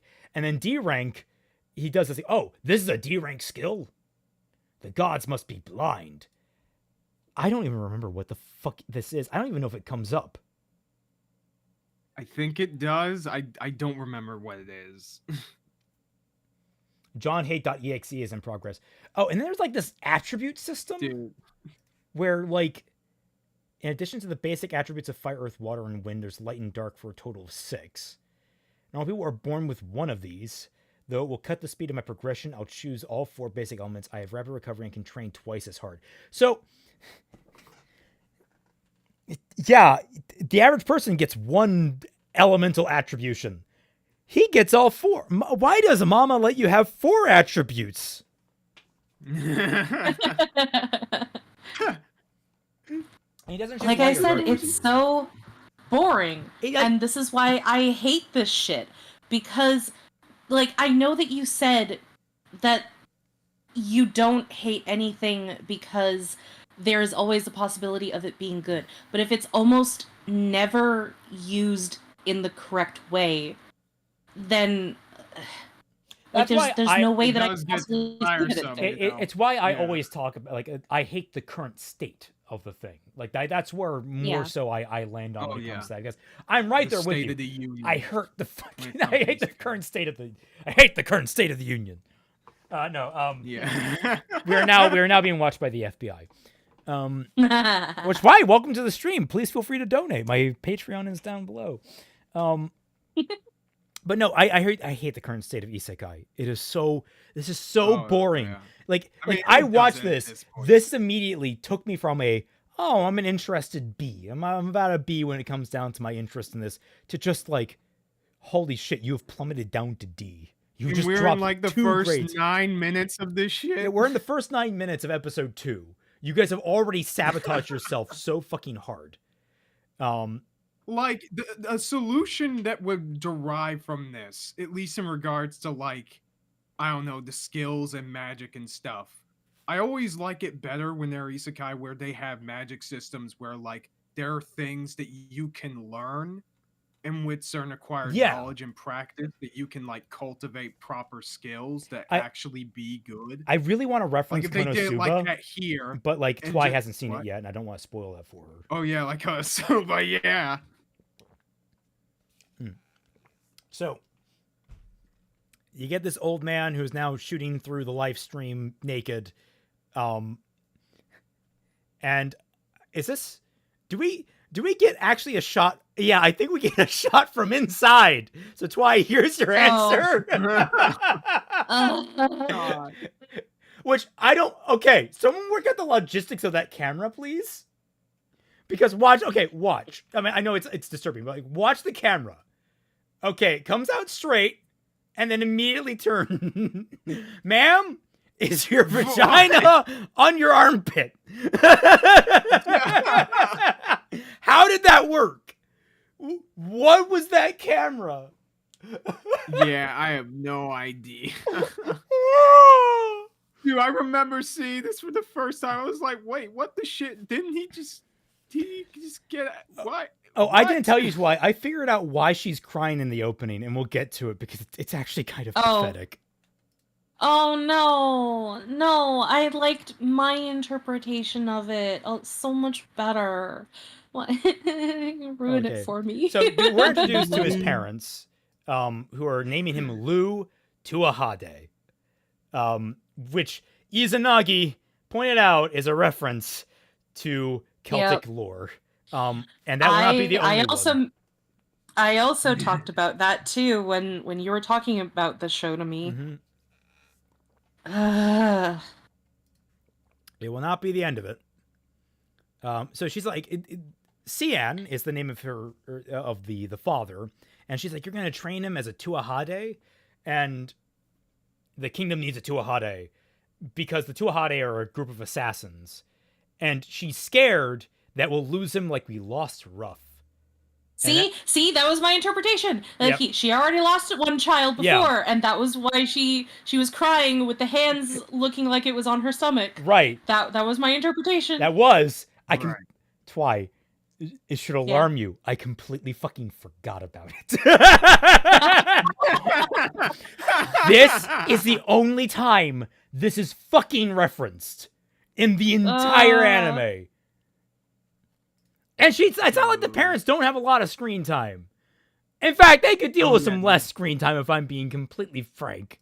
But he's like, I promise we won't let Lou die. We'll raise him to be strong. And they're in love. So I was born Sian Tuahade, to Ezri Tuahade, to Sian Tuahade and Ezri Tuahade, and named Lou. They never really establish, they never really establish at what point he becomes aware, or if he, as a baby, is just straight up aware, which could be hilarious. There's actually a lot of opportunity for that. They don't really go into that. I feel like you could squeeze a lot of comedy out of a super intelligent baby, but I guess we're avoiding Boss Baby.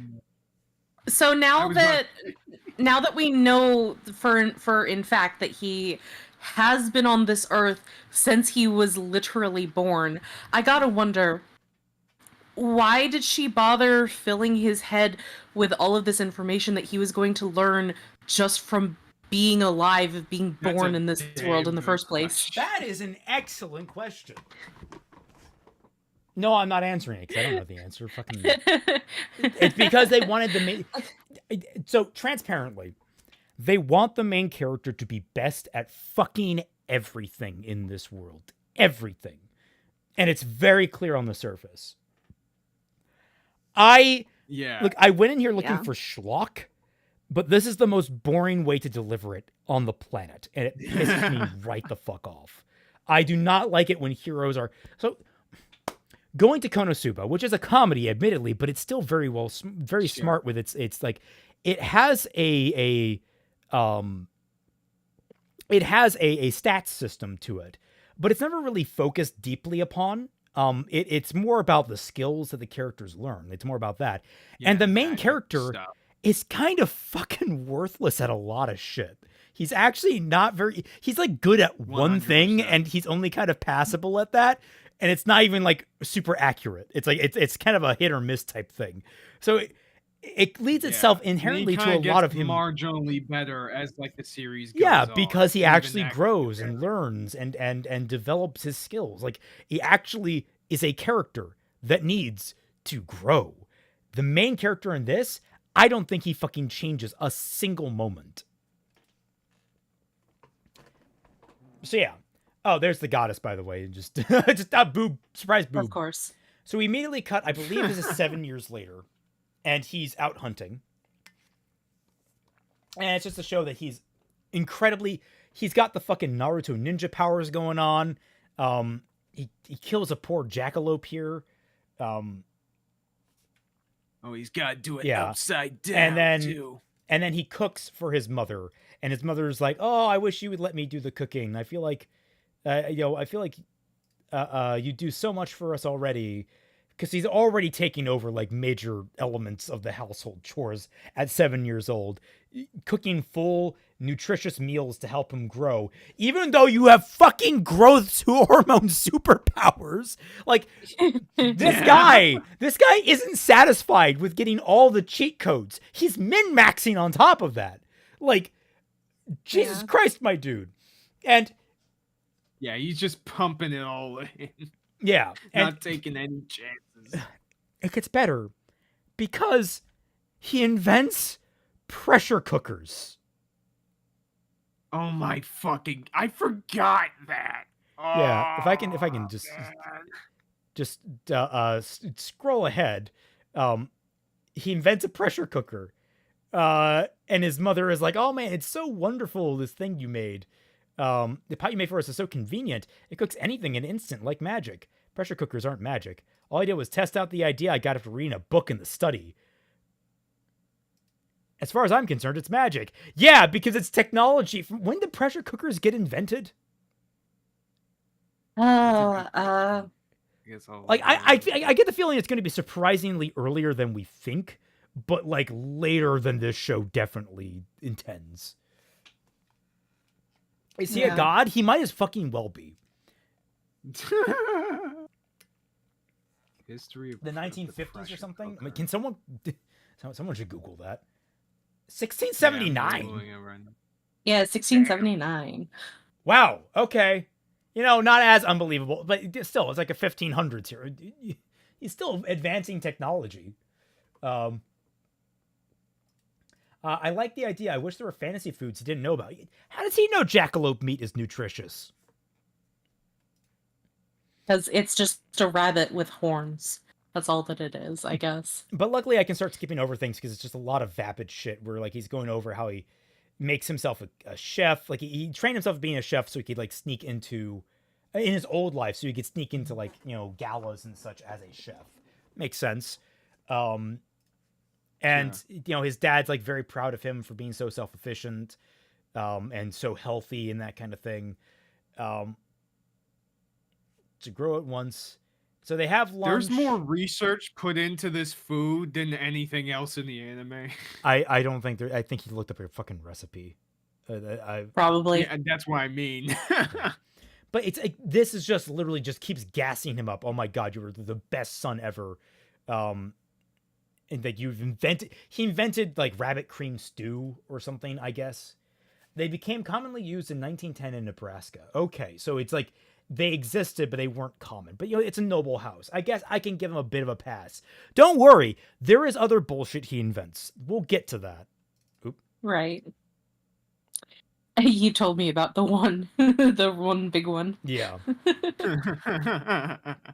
Oh, yeah, we talked about it on stream last time. Yeah. I believe. The food made in life tasted better than this. My ingredients and tools were sophisticated. So, you have a minor trouble. My food doesn't taste as good. And his dad's like, hey, you know what, Lou, come to the training room. So they come down to the training room, and this is where my first emergency drag chute had to come out. Because immediately the main character strips down. Yeah, straight up naked. And he starts doing katas, and his dad just starts like putting his hands all over him to like test his muscle definition and shit. And it's like, I'm on congratulations, you're all on a watch list with me now. Oh no, what did you I will remind you guys. Help! He is 7 years old right now. Why? Like, I don't. Can we stop focusing on his ass, please? It's the only place on the body that is socially acceptable to look at. No, we gotta keep the Fujoshi's watching. That's where we're doing.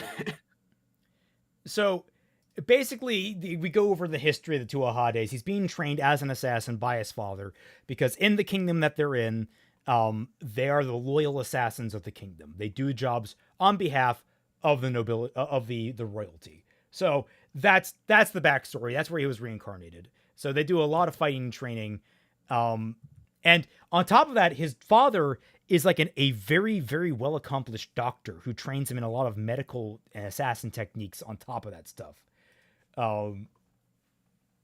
So basically, not only does he get expert assassin training on top of the expert assassin training he already had, and, you know, the 60 plus years of experience, but he also gets expert medical training now too, on top of magic. Yeah. Like I said, they just want him to immediately be good at fucking everything. Yeah, that's so boring. Why? Like, I don't understand why these shows are so popular when it's so boring. Because having a bunch of girls salivate over your dick is like very appealing. That's it. That's the main appeal to this. I'm so bored. Yes, Isa, You should be. That is the appropriate reaction to this. Gary yeah, Stu? that's 100%. Yes. Hey, Lily Orchard, take a fucking look. You want Gary Stu? Yeah, exactly. This is what it fucking looks like. Yeah, this is what Mary Sue is like, and we're bored, okay? These characters are fucking boring. You're boring! Take good note of his facial expression, by the way. This is the only facial expression he has, other than occasionally his eyes going wider in surprise or narrow in anger. That's it. I think another thing to gross. note is that I wouldn't even have an issue with that him learning, stuff about the world and like being a great like medical expert as well as an assassin by this family. Given what they do, that makes sense. The problem I have is that they're double dipping here. Like it's that on top of the skills. Yeah, on top of knowing. if he had just been born into a new world, like if he had been given none of the skills, like maybe like, okay, I can give you like, look, I can bend the rules, and when you get reincarnated, I can give you above average like attribute scores. But like other than that, I can't give you any bonuses. The best I can do you is set you up in a family that'll train you in what you need. Like that, still kind of pushing it, but way better than all the other bullshit we've already got laid on top of that. Yeah, because that would still involve like actually learning the fucking shit. Emotions are an S rank skill. For him, yes. He got that one for free, allegedly, and then immediately gave it away. Can you start with your pants, please, Lou? Oh god. Look, it only worked when Mitho did it. And to be fair, Duck was horny for him. Like, so. Right. He didn't have to not wear pants in order for Duck to be horny for him. Right. So now we learned that, like, oh, it's time. I'm going to give you the mystic eyes of Tuahade, which are the secret eyes I mentioned earlier from the opening, that basically allow, using magical surgery, which I don't know how that fucking works, it strengthens your eyesight and it allows one to even perceive mana. Oh, we're back to naked again. Okay, great. Oh my god. Yeah. Why do we have to see this twice? Bro? Because we need to be even more on a watch list. Yeah. Also, you're still talking to your father pantsless. Please put on more pants. So he goes through with the surgery to get these magic eyes. So we're adding yet another superpower to this they list. just given the freaking a Byakugan on top of this shit. The magic Byakugan. That's what this is. And he's getting fed by his mother when he's blind. He's like, oh, I can handle this myself. And she's like, no, she's excited about babying him. You've relied on me less and less as you've grown. I can't believe I'm getting to take care of you. It's like you're a baby again. I know. After all these years, would you like to nurse again? What the fuck? He is 7 years old. I forgot she's so weird in this show. Oh. It's like, come on, don't be shy. Imagine you're a baby again. Here it comes. Wait, no, and she just shoves her boobs. This was going to be on the fucking thumbnail, and I had to change it because I just couldn't get it to work. But like, because you couldn't really tell what was going on here. But she is just smothering him, and like, what the fuck? This is not the only instance of this shit. No. She will be a reoccurring problem for this entire fucking show. I promise you. Dude, stop. Remember what I said about not remembering anything about the dead child she had? Yeah, this is a huge fucking part of it. Yeah. And of course... Okay. What? Sorry, I had a phone call, so what did I miss? Oh, you missed the boobing. Oh, I missed the boobing. Yeah. I boobalied right out of the conversation. Were you here when I introduced when the mother and he's still blind with the eyes and anything? No, I missed that. Okay. So rolling it back a little bit to kind of give you another thing. By the way, more naked stuff. We learned this was when I got the phone call. Right. So we learn about the eyes of Tuahade, which is a medical practice that is passed down in the house of Tuahade that gives you basically magic eyes. That gives you get like it says eyes. You can see them taking the hobbits to Isengard. Yeah.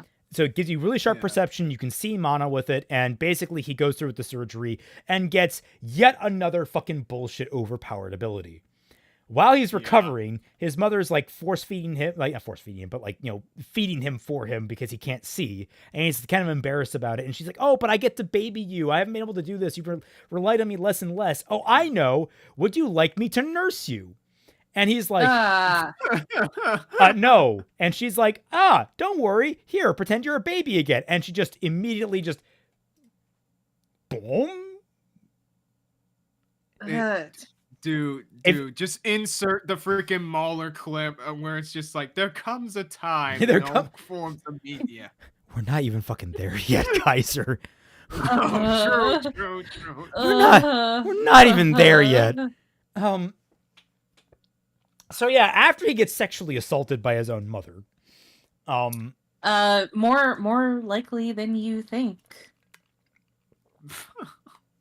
Most cases of this happens in the family, not by strangers. That is true. But then we basically learn like, I can walk around the layout of the manor because I've learned it. I don't need to see anything to do that. Like, okay, great, you can blind fight, excellent. So let's take off your mask and see if you can do the magic eye thing. So he opens his eyes. We see a bunch of the rolling hills, and it's like, he actually smiles here. He has expression. I forgot that happens. That's wow. so rare. There he is. He's back. He gets like fucking binocular, like, whoa. Like I say, he has the Byakugan now. That's Miles. Jesus. The world is flat to this boy. He can see the fish in the river. He can see the birds and squirrels on the trees. It's like, you can see clearly, can you? Jesus Christ. Also, now that the rain is gone, you can just see through the fucking rain. Also, this does make me wonder if there's like magical surgery to enhance eyesight passed along this family. Why hasn't there been any sort of like magical surgery thing for like other parts of the body for like physical enhancement? I mean, there possibly has, but I don't know if we've gotten there. Yeah, maybe. I know he'll do some bullshit stuff, but he can see mana. You can see the glowing of the mana. Eventually I'll teach you the surgical technique. So basically, he learns how to do it. And you'll perform it on your own child. And he's like, okay, I promise Dad I'll do that. Good news. You're finally going to get what you wanted. And he's like, you found someone to teach me magic. So your teacher will be arriving next week. Focus on preparing him, Esri. And so we actually do what I get is actually, I think it's actually kind of a fun joke. It's like she gets to dress him up to prepare him to meet his teacher. And she's dressing up in this ridiculous fucking outfit because she's such a airhead. It's like, I actually like his stoic appearance actually makes this joke work. Yeah. And she's like, I knew it would look good on you. He's like, these are girls' clothes. And he's like, they look great on you. So you acknowledge that they're girls' clothes. And she just blinks at him. Summon an artist. I need a painting of you in that cute outfit. It's like, I never agreed to that. It's like, okay, so then he cuts it off. She seems like genuinely kind of hurt by his outburst. It's never addressed. And now it's like we're not keeping the teacher waiting. And she's like, what are you talking about? You're not getting changed to go meet them. You're going to meet them dressed like that. That's why I made it. And she's like, is she insane? Oh my And so he does. Like, the follow through on this joke is like the first like real genuine laugh I got out of this anime. Yeah. And I thought, if we have more jokes like this, we could be in for something. We don't get any more jokes. How old is he again at this point? He is still 7. Okay, so there's a little bit of a precedence for this. Children in this era actually like all children wore dresses, and it's only when I think boys started to begin to go through puberty that they started to wear men's clothing. I think actually they started doing that they started changing that with children in general. I think it was the early 1900s or the late 1800s when I think it was one of the princesses in England or one of the queens in England started dressing up their children in sailors' outfits. And that became massively in vogue. Yeah. But like the majority of the time, it was all children wore dresses and all that kind of stuff until they started to get much older. So like it wouldn't be as elaborate as this dress that she is dressing him in, because she is a little bit of an idiot, treating him like a little girl and all that kind of stuff, but all children were effectively treated relatively gender neutral until they started to gain asexuality. Right.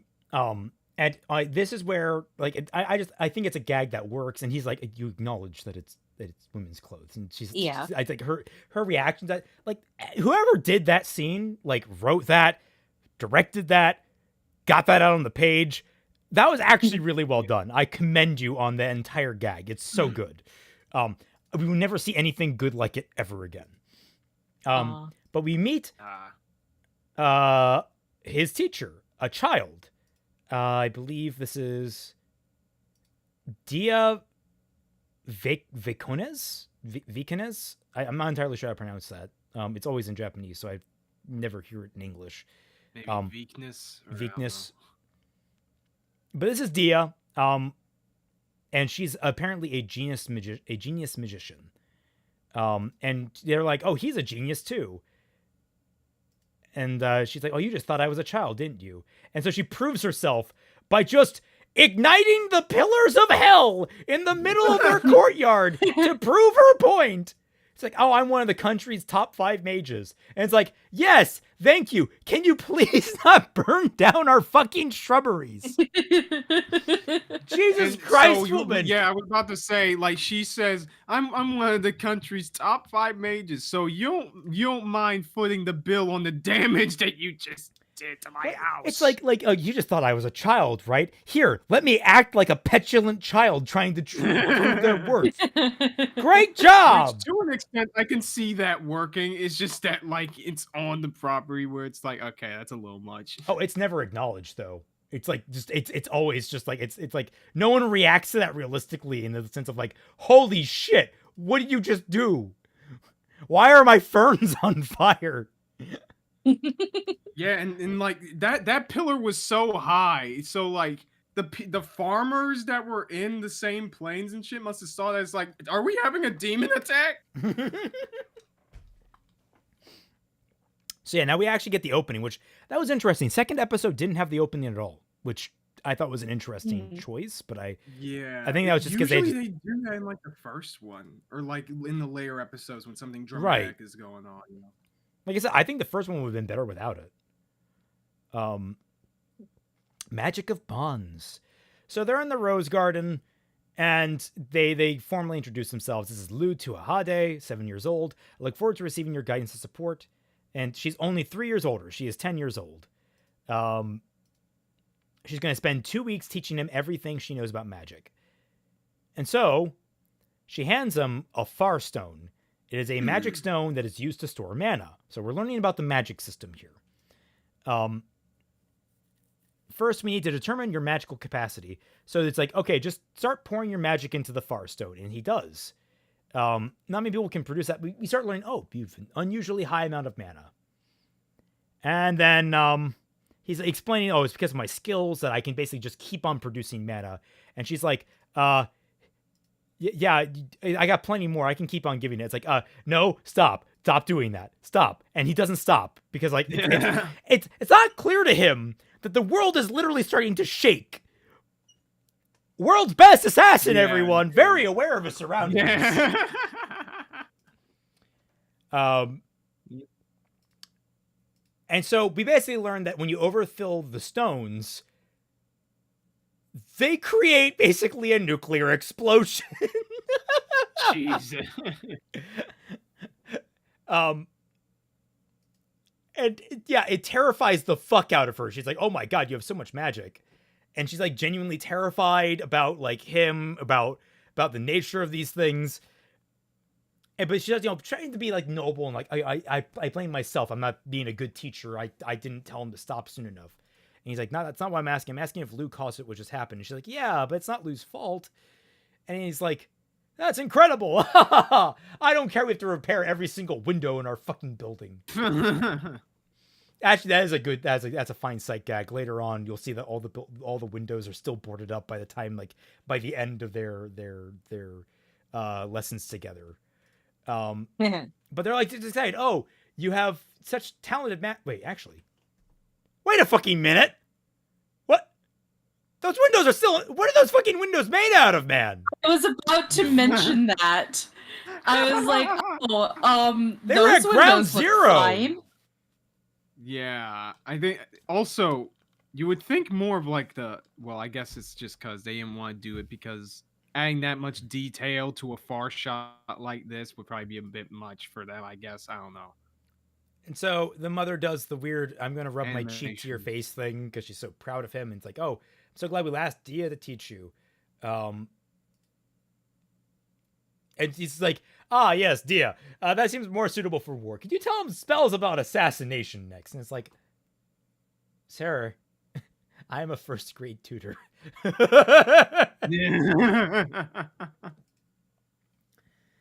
But yeah, it's just like, just chill with like, okay, I'll teach him how to do assassin things. It's how my parents are. They're not mad. It's like, oh, I want more far stones. Okay, I do kind of like this. Immediately, he's like, oh, I can literally just create magical nuclear grenades out of this. I want more of them. And she's like, no. They're treasured objects from my home region. We can't just give them out to anyone. And he's like kind of pissed off about it. There's actually some character here that I actually kind of like. Yeah. Right. Now as we go further and further, Yeah. we lose more and more along the way. But he's like, okay, if I get more far stones, it'd actually be really useful for my assassin stuff. And he's like, how can I acquire a large number of them? He's starting to think through it, and he's trying to go to bed. And she's like, oh, you go to... Children shouldn't be up so late, even though she came knocking on his door. Like, why do you presume he was awake? Because... And then soon she's like immediately asserting herself as the big sister and sleeping with him in his bed. It's like, wait, when did I become the younger brother? Oh, Cian must be hiding it. And you're like, okay, wait, are they related? That's my immediate like assumption. It's like, oh, are they related?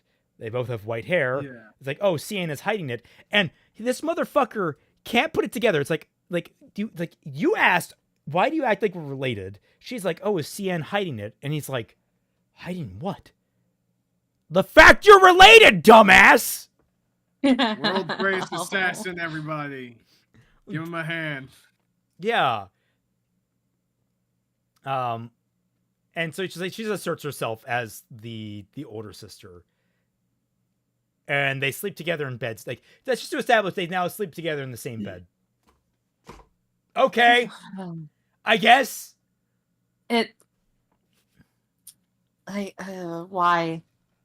Like usually when you do something like that because initially when I saw this scene, that tells me that like, oh, maybe it's like, you know, she never had another sibling, you know, which can give us an even deeper detail about like, oh, I've always been isolated because I've been so talented with magic and stuff. I never actually got to be a kid with somebody my own age or around my age or whatever. Something like yeah, that. That is like, that is the beneficial way of reading it. But like at this point, I was already sort of like, you're just doing this because you want to give the hero the ability to sleep in the bed with the cute girl. That's it. I mean, yeah, no, I like like that's like my brain was already on the right track quickly with this. Like, so then they do like, oh, we got to determine your attribute, and it's like, oh, you have all 4 attributes. How wild. It's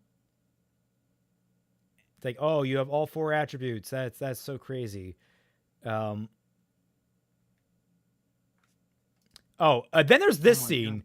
Where it unbuttons his top. It's like your first attribute conversion is a powerful, memorable experience. Where she's just feeling up his chest. Like it's finding every excuse to have the characters feeling this kid up. It's really fucking weird. Dude. And like, there's no reaction from the guys. I forgot this. What does the audience get out of this? I forgot this. She is treating this very seductively. She's like, Your first attribute conversion is a powerful and memorable Oh my god, the experience. phrasing is so Receive bad. guidance from an unskilled mentor can leave you with a bad experience. M3D, hey, mustard on that beat though. What? What? What? Mustard? I think it's a meme. I forgot what it was from. You're not an Thanks unskilled for the mentor, right? cash. And then she's like, I promise you a wonderful first time. Focus. We'll start with Earth, my preferred element. Feel the change in your mana. Etch it into your mind. And then we see him falling naked, because of course we do. The FBI called and asked if we can slow the amount of people being put in the cells. They are running out of space. Oh, right.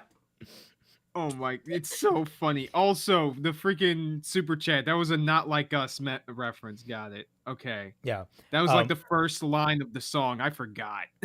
But I was gonna say, Josh, so tell them start focusing on the Canadian violators. That should, the red tape should slow them down enough so they can have time to process everyone. The Isekai Bureau of Investigation, and of course we see her naked during this too, because this is just a thinly veiled excuse for these characters that basically have a quote unquote first time together. Thank you for a wonderful first time. You know that thing that Lily always does when it comes to like, accusing authors of like, making a poorly disguised fetish. I'm like, times like this, I feel like that's a lot more appropriate. Oh. And then basically he starts to learn the runic language for spells, and like how like you start to see them in your mind. As they're like revelations from God. The more often you cast them, the more new spells you'll receive. So it's like the idea is the more you cast spells, more you get. And you get divine revelation about them. And it's like, oh, you speak the incantation in your mind. I can't read these letters. Watch this. And then she basically says a thing and creates copper. It's the early elemental one. And he copies her and does it kind of poorly. I'm surprised they hadn't do it poorly at this point, but don't worry, that won't last. Because once he gets pronunciation down, he starts to experiment with it. I'm pretty sure. Oh, he starts writing the runes, and he finally learned how to use magic. God, this is actually kind of a weirdly kind of a boring thing. Also, she's slowly encroaching on him. I don't like the scenario, but I do like that sight gag. That's kind of fun. She's like going over all the different meals they had. Lou, why are you good at everything? Knowledgeable, smarter than me. Even you're a good cook. My parents taught me well. That's bullshit. Yeah. And it's like they're trying to develop like a relationship between the two. By the way, naked girl. There we go. Yep. And everyone enjoy the naked 10-year-old. I hope you had fun with that. Oh boy. But yeah, he finally gets the copper spell almost down perfectly. And I believe this is where they start. This is another like scene that I saw from this anime, which I was surprised there was someone just flooding shorts with scenes from this anime. That's why I just caught onto it. I'm surprised there were enough people that like care about it enough to make shorts. Yeah. I don't know where the love for this anime is coming from. It's I thought it was like awful. one of the 10 people in this side of the freaking hemisphere that even knows it existed. Chia Lily hates anime. We know that. Yeah, I was about to say. Can you cast it? So he starts asking the logical question: can you cast a spell off a transcription written by someone else instead of the letters in your head? She's like, without a revelation from God? And he's like, I want to try it, sure. And naturally, because of his special create spell talent, he's able to do this and create spells.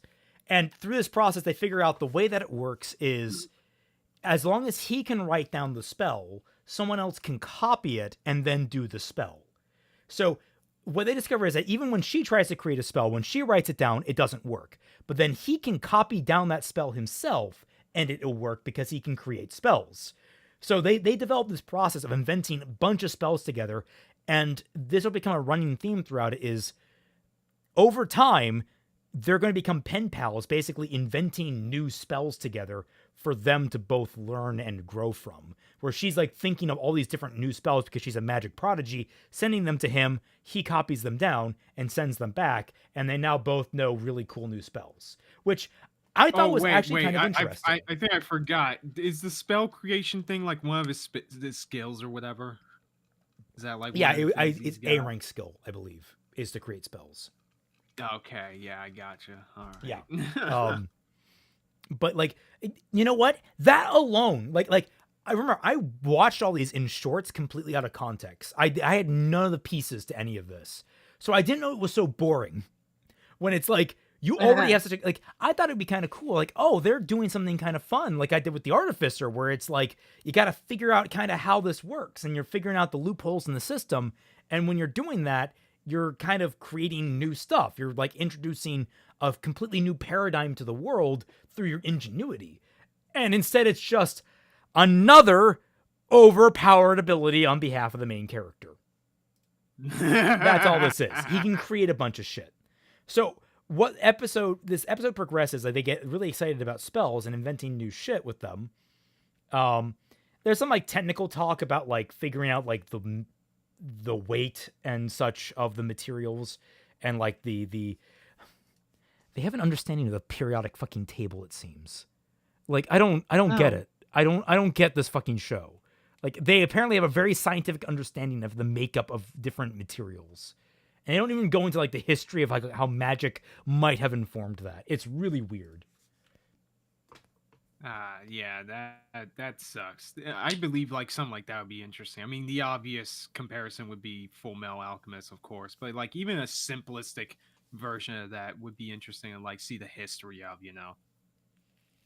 So yeah, they basically, the way they figure this out is they figure out how to just create gold. And that's what happens when someone else writes down a spell and tries to do it freehand. Like when they try to create their own spell.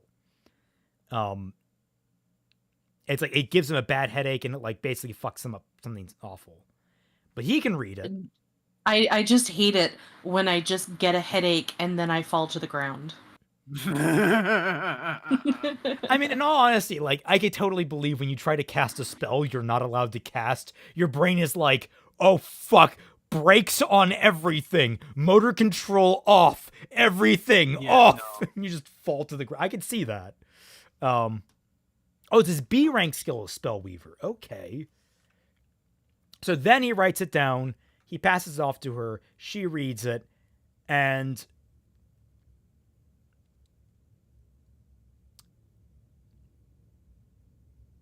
she creates gold. There we go. Yeah, they figure it out.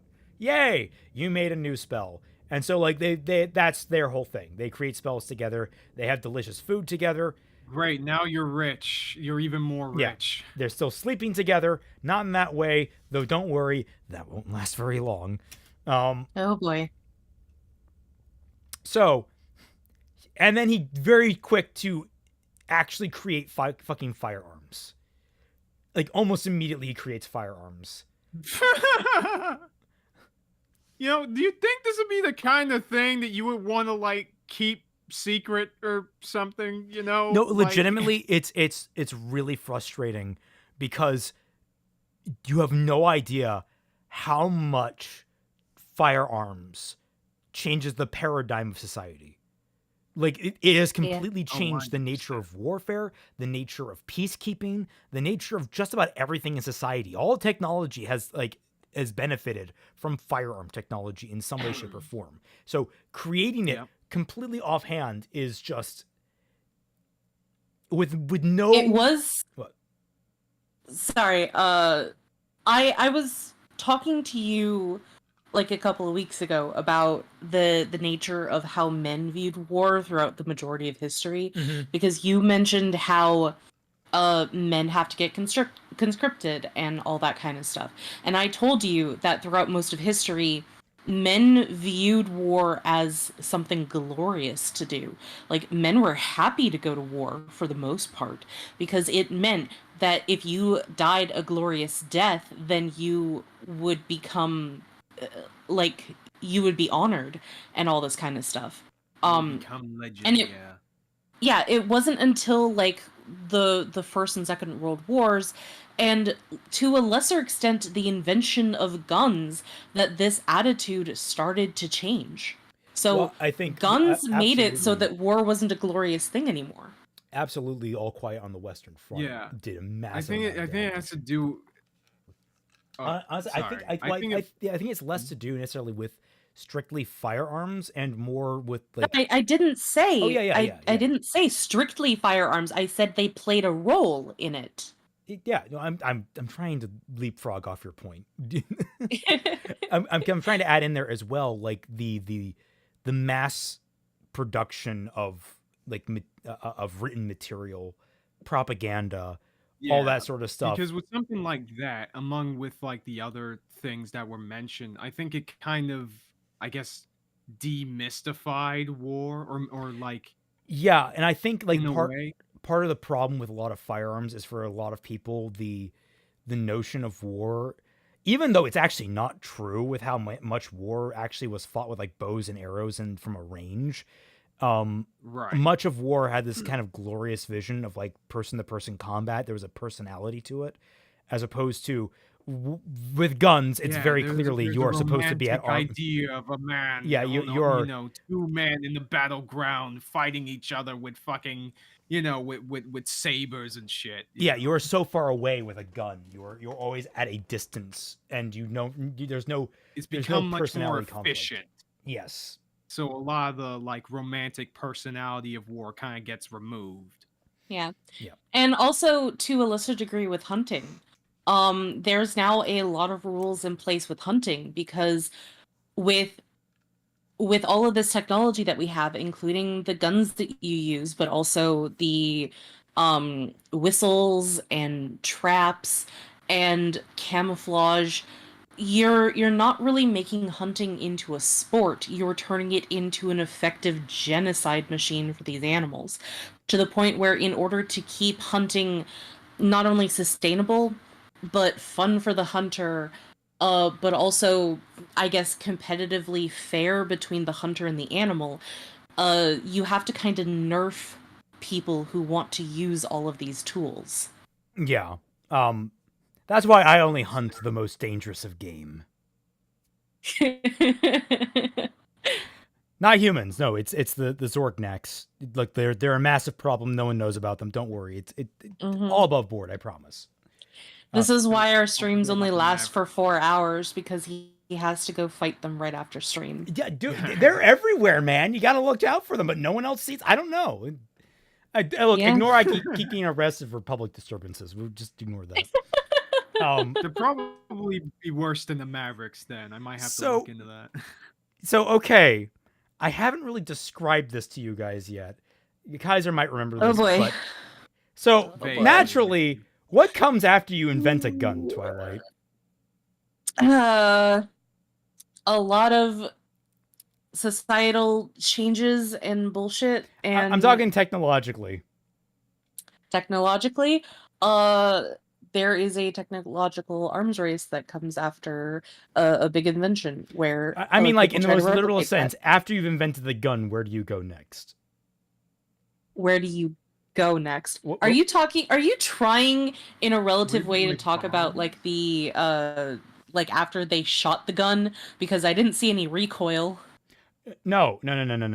I'm talking fucking artillery cannons. I forgot. I thought it was like, okay, do you mean like they make like a grenade next? It's like, nope. Worse than a fucking grenade. Look, they had an island in the middle of this lake.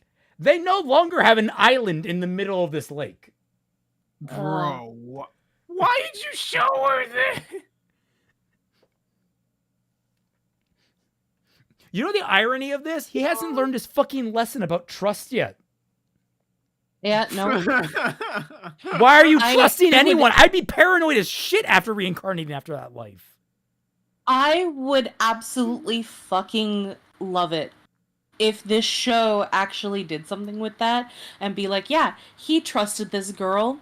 she got really close to him. She used her like feminine wiles and stuff because, like you mentioned with Cersei, the reason why Cersei was so dangerous. Um, and she got close to him specifically to fuck him over at some point down the line. She betrays him because he didn't learn his lesson. Yep. And so let's call it bombard. I hate to admit it, but like I need a crazy amount of mana like yours. So basically, he's the only one that can do this. He's the only one that can summon a fucking artillery cannon. Yeah, of course.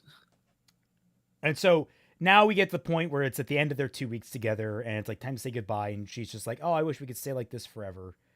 And he creates, honestly, what looks like to be a very uncomfortable knife for her. Like it's supposed to be like lightweight and powerful, but like, yeah, it cuts paper. It's so sharp. Surprise doesn't cut its own fucking sheath off, but the handle looks ugly. It's like it's like ornate, but it's like going to be uncomfortable to hold. So basically, they're trading like they're making their arrangements to like trade spells, and they're trading like pieces with each other to like remember me by. Yeah, because she hands off her own like whatchamacallit, Farstone. Yeah, Farstone. She hands one to him. So basically, she's like, "Oh, you said you would do anything to thank me for teaching you magic. Well, promise me you'll actually come see you. I really just want you to come see me. I promise I'll come see you no matter what." So he makes this promise. That'll be relevant in 9 episodes. Sorry, 8 episodes. Roughly. So, yeah, he practically trained himself. He's so powerful. People were like, "Oh, Mega, he's so amazing. How awesome." And she's like, "Oh, he's so much fun. Super special, awesome, guys." Okay, so I have an important question. During any of that, did any of that come off like as particularly romantic? No. Not really. I got kind of like a little bit of red flags. Is like I guess maybe that's partially because we talked about like how it would be cool if she betrayed him, but it kind of did come off as being a little bit sus. Yeah, I'll say this. Some parts were sus, like the magic transfer thing that they were doing earlier, and like the bed thing. But those are the only times where it's like, if I be completely on the floor, like she seemed like an excitable girl that's like just happy to have a friend, and he seemed to be enjoying her company. But I never once got a romantic inclination from their dynamic whatsoever. This will be vitally important later on. We'll get to that. Oh my fucking god! Oh, I know what you're talking about. Yeah. So, we learned the motto of House Tuahade. Skills of House Tuahade can only be used for the prosperity of the Elven Kingdom, and the medical techniques of Tuahade are to sustain the lives of the exceptional people. What are the assassination techniques of the Tuahade for? Only for exercising the kingdom's illnesses and preventing harm. Which, you know what? Honestly, I kind of dig an entire assassin clan that are born out of medics, like out of the medical profession. Something to be said there. The idea is like we're cutting out the cancer. Okay. Again, never really explored. It's just kind of thrown out there and just never done anything with. Which is weird. Okay. And it's like, okay, so now I will teach you how to hone those skills. And it's like, wait, you've already been teaching us. What the? I don't understand. Like, it's like, isn't that the whole point of like you're measuring his his physique and all that stuff? You gave him magic eyes. Gave him magic bird eyes. What the fuck? Why would you make him learn magic before being able to do things physically? What the fuck? But then, he's taken to a prison full of death row inmates to do his first kill. And like we're given this edge. Yeah, it's so like, why would you bring me? You could have raised me to suppress my emotions, become an assassination tool. That's a good question. It's like, why didn't you raise me to suppress my emotions? They're like, because we are people, not tools. And it's like, we are determining the job that will benefit the kingdom and understand why we are killing. We do what we have to do with our hearts and minds intact. You must possess human values in order to read humanity. Blah, blah. It's just bullshit. You have to be human to be an assassin. And like, Yeah, I it's would sort be of like taking a this seriously. noble assassin kind of I would be taking this seriously if the fact that he had emotions was at all relevant to what anything we had seen so far. It would be very nice because like he's the one that taught himself not to have emotions in his previous life, and thus he doesn't have emotions really in this life either, despite expressing that he does have regret for everything that all the mistakes that he made and stuff like that. But it would be like his father is saying, no, that's actually bullshit. Because you need to be human in order to assassinate people. And that could have been like a good learning experience for him and be like, oh, yeah, everything that I taught myself was wrong. Yeah, it's like they take two different directions with everything they introduce. Oh, you learn everything about this world, but you're also born as a baby, which means that you know everything about this world despite the fact you grew up in this world. Yeah, they double dip for no reason. Yeah, they double dip constantly, and like they're avoiding more interesting options. Him learning about this world and exploring it would be more interesting than him having it like shot put into his fucking brain. Him realizing that you don't have to hide your emotions, and in fact, having his father be concerned that he's suppressing his emotions could be a whole route of exploration. Mm-hmm. Only been able to listen since Critter left, so I just saw the small green mouse in the background. Love it, great part of the setting. Critter will always be with us. Yes. Absolutely. So it's like we will always have a tiny green mouse to stand on. But it's just so frustrating, so goddamn frustrating that it's like you had these opportunities and you just didn't take them. So yeah, he's actually taken to a girl that actually reminds him of Dia. It's not actually Dia. I was kind of confused for a minute there. I actually thought that was going to be the twist. It's like, oh yeah, no, Dia, that was a fake out. You're going to have to kill her. Like to prove yourself. And it's like going to be this huge test of like his morals. Like that would have been a great test. Like, no, you're going to have to kill Dia. And it's like, oh no, that was a test to see if you actually would, or if you let your heart reign. And it's like, that's how you could keep her alive. But they go over her crimes and she begs for her life and she's like, oh, I didn't mean to do this whatsoever. She's crying. It's all very dramatic, but it's, you know what they're doing here. Like they're trying to make you feel something. And he just cuts off her hand. Yeah, torture. Why don't you? Yeah, it's you'll die peacefully of blood loss. Like that's his whole idea. And no, like the argument here, but then it's revealed like when he does this, it's like, oh, you lied to me, asshole. You said that if I gave him the sob story, you spare me, and it's like, no, no, it's just like this is pointless. I don't get the point of this. Otherwise. Like, you gave him a whole speech about being human, walked him into a room where a woman is begging for her life and trying to give, like, at least reasons why she did the horrible things she did. They're still bad, by the way, but, like... Sure. Yeah, and then, like, I don't... It's mixed messaging. I don't know what this anime is trying to say here. And he just kills her. Just stabs her in the face. It is edgelord McGee in the worst way possible. Yeah, it's just just episode 4. This is like if they let in with this, I would be much more excited. But if they let in with this, I'd be much less excited. That was awful. I hated that scene because I did not know what it was trying to do. I gotta hit the restroom. Yeah. I'll be right back, but you guys can discuss things. It's Sure. absolutely contradictory to what the father was saying. So was the father lying and saying like, it's actually a good thing for you to suppress your emotions because you can mentally break from having too much empathy, but you're always killing people and seeing the worst of humanity and all that kind of stuff. Yeah, but wouldn't then it be like the... Oh god. sorry, it would have been such a good learning experience for him, and even if you have this scene just as it is, it could have been like it, like, oh, how do you grade my performance, father? I give you an F. What do you mean you give me an F? Because you just murdered her in cold blood, despite the sob story that I told her to give you. Like, that. What the fuck, my kid? Yeah, You're 7. when it, or better yet, when the what was it?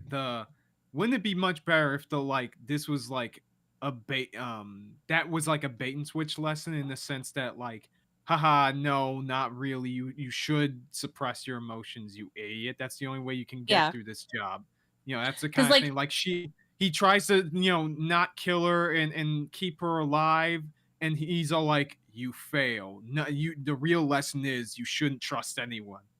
yeah, but like he already knows that lesson. So what would be the point of Yeah. teaching him over again? So like the thing that I find really frustrating about it is like, yeah, okay, so the lady was lying and stuff like that, and he kills her because he knows that she's lying, but he would have killed her anyway because he doesn't trust anybody and show no emotion, and you're not supposed to let emotions affect you and all that kind of stuff. And it's like, this Right. could have been a moment of trying to teach him when somebody is lying and when somebody is telling the truth. And if you really wanted to kind of bring that home, because we know as the audience that he doesn't like to kill people unnecessarily, it could have been that she was telling the truth. He mistook it for lies, so he murders her, and then the father says, actually, she was telling the truth. She was detained wrongly, and you just murdered her. It's, it's just every It's step in that needlessly scene was just a confusing. misstep. Yes. So here's episode 4, cold open again, and we're introduced to this poor abandoned child. We learned that basically there's not enough food to go around. She was already kind of the run to the family, and so they just threw her out and abandoned her and just said, hey, "I'm leaving you in this. I'm leaving you in this forest. Goodbye." So yeah, she's like dying. Snow's falling down around, starving. When do the wolves come in? Oh, there they are. Hi, wolves. The wolves start coming in. It's like, oh no, the wolves. And guess what happens? We don't know because we cut to the title credits, and I'll skip through them because fuck the title credits. But we know what happens. Freaking assassin McGee over here just comes in for the What? No, sake didn't you of- see the way her eye blinked up? She's totally going to do something and have like an incredible power or something, right? Right? They wouldn't like fake us out on that. Oh, I forgot about this fucking episode. The Tart stuff. That, by the way, that's Tart. I didn't say her name, but yeah, that's what her name is. But then we learn that like this family is beloved by the people that live under them. Like there's no strife within their section of the kingdom that they're nobles over, and so like everyone's trying to give them free stuff and take care of them, and it's like so. It's robbing us of any kind of texture. It's just like, wow, these guys are fucking saints. Jesus Christ. I always treat you like a child even after you become an old white-haired man. Please don't. Is this your rebellious phase? Is that it? I can't believe you lost your innocence. Were you the one that just told me, Twilight, that Yeah. that the reason why teenagers get a rebellious phase is to prevent mixture within the family? Let's put it that way. Yep. She is very disappointed that exists. Yeah. And you as the audience might be saying, "But okay, she did the boob thing and that was weird." No, we'll get there. All right, we'll get there. I think I'm starting to remember. So he's like, "Okay, fine, we'll fucking eat them together." And he's like, "Oh, which one of us is the child?" It's just like, oh, yeah, he gives the stew, and the people love his stew. It's like, oh my god, everything's doing well. They were going over like how food is like stored in the winter and that kind of shit. I don't even really know why. I don't know why we focused on that guy, actually. I don't remember how that turns out. Oh. But yeah. I was yeah. thinking, Forgot like, about maybe it. he kills him later? You're a little lady killer, Lou, and like, yeah, great. I can't find anyone with mana. He found one person with mana. It was like a weird old dude. I have to kill the hero within 8 years. To do that, I'd like to acquire a skilled assistant with mana. But most people who have their mana are nobles or belong to branch families. More nudity! I have to be patient in my search. No, he's By the standing on way, top of that might just be the fucking like WB lot. Like when you see like the close up of the WB Oh logo. oh my god, I'm starting to see that.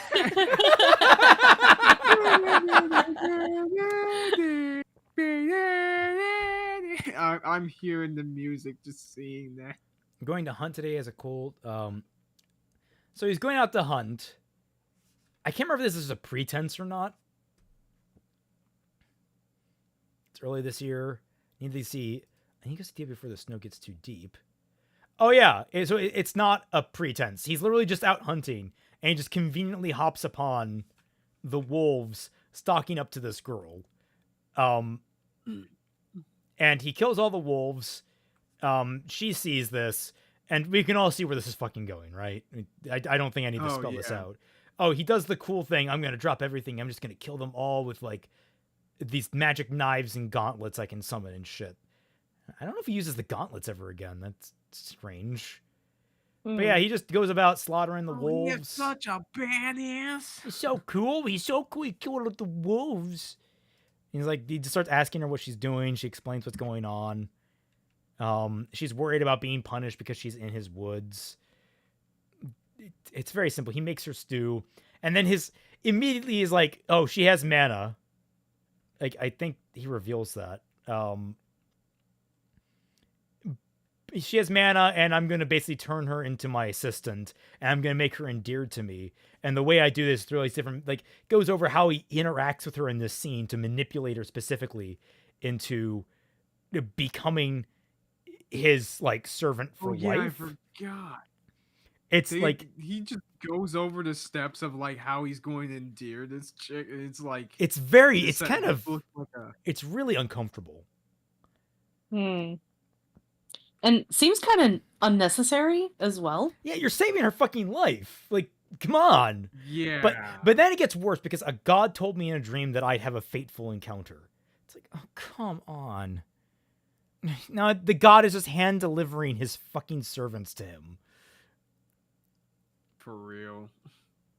Like, what I love is, like, you see all this in real time, and then he goes over, oh, I've killed people. It's my job. I'll ask you again, do you think I'm a good person? And she's like, yeah, or whatever. And I'll still help you, or whatever. It's so flat, and it's like... Immediately, this girl is signing her life away. It's just so... I'll do anything. I'll go with you. I'm Lou Tuahade, whatever. Welcome, Tart, to Tuahade. And then it rewinds, and it goes over his entire plan. Like, this entire interaction is just one carefully staged, like, indoctrination session. Even though it doesn't need to, it really doesn't need to be. Gaslight, gatekeep, girl boss. Literally nothing here is outside of the realms of just genuine human empathy. Like, I'm going to save someone from being eaten by wolves. I'm going to give him a nice warm meal, and I'm going to give him a place to stay. It's like, it could just be a nice thing. You could just be a nice guy. It's like, Yeah. he has to be the cool badass at all times. It can't just be that he has a genuine human emotion and feels compelled to help people. Like, it can't be that. And like, again, it's even worse because they're not even leaving it up to interpretation either. They're just spelling it out for us. Like, it could have been this interesting thing where it's all like, oh, is he doing it just because, you know, he wants this magical helper or something like that? Or does he actually care? It's, you know, it's a guessing game there. That kind of defines their relationship. No, we just gotta tell him, just point blank. PowerPoint presentation is bitch. So he's just like, yeah, brainwashing is complete. Now, here's actually a theory that I've had. Here's a theory that I have. I think the middle section of this anime is completely anime original. Ooh, okay. And not that the characters are, mind you. Like, I think they're still in the light novels, but I think they are inserted in later editions. I haven't done research on this, but the plot to me feels like it's so divorced from what we learn about Tart and Maha. It feels like their stories are happening in the middle of, actually that might be it. They might have had their stories in the middle of like the first volume, and the first volume covers the first 3 episodes and the last 3 episodes, and the middle 6 are from future volumes that actually go retroactively and go into this stuff. I don't know. It feels fucking weird because they don't really play a vital role in anything in the end game of the season. Which, by the way, any there we go. There we go. You guys catch that? Oh, right. Any finds get Boom. Assassin fans at chat, definitely. All Have fun right. with that. Oh my god. And so now we get one of the better elements of the show, which I almost am 100% certain is anime original. And it goes to your point, Twy. We get to see the goddess isekaiing someone else. Oh, right. Yeah. I forgot about And every this time she does, she's in a new outfit tailored to that person. And this is like the world's best fighter. So she's isekaiing him into a world of sword and sorcery with the intent to kill the hero that's there. And he's like, oh, he's super excited for this. And this is just a comedy sketch that crops up periodically throughout the season as she does that. And then years later, she checks in how they're doing. Like, number 283 was reincarnated 40 years ago. How is his progress? Oh, he's a fat slob. He's just living an easy life. You guys should do the SF movie. That'd be fun. What's SF? Oh, the Street Fighter movie. Yeah. Which one? Wait, which one? Are you talking about like the OVA movie, or are you talking about the live action one? He's turned into a NEET. I think I'd lose if I fight the hero. It's not that I can't fight. I just won't. It's okay. The goddess is the only one I'm inconveniencing. Oh. Went from the world's finest soldier to a NEET. So it's like, that's the comedy gag, is like you get to introduce these interesting like little characters from, I guess, our world, and then see how they get reincarnated and how they just kind of fuck it up. It's like, okay, great. I guess it is kind of smart in that she didn't just like put her eggs in one basket. True. It does make me like question what the limitations of her abilities are as a goddess. It's like, why do you need to have like just isekai until you get it right? By the way, Lou is now 12 years old. You don't get up, I'll do something mischievous. So Lou opens his eyes. And Tart is now 12 years old. Hey guys, you know what? Everyone in the comments, please point on the image where something is wrong.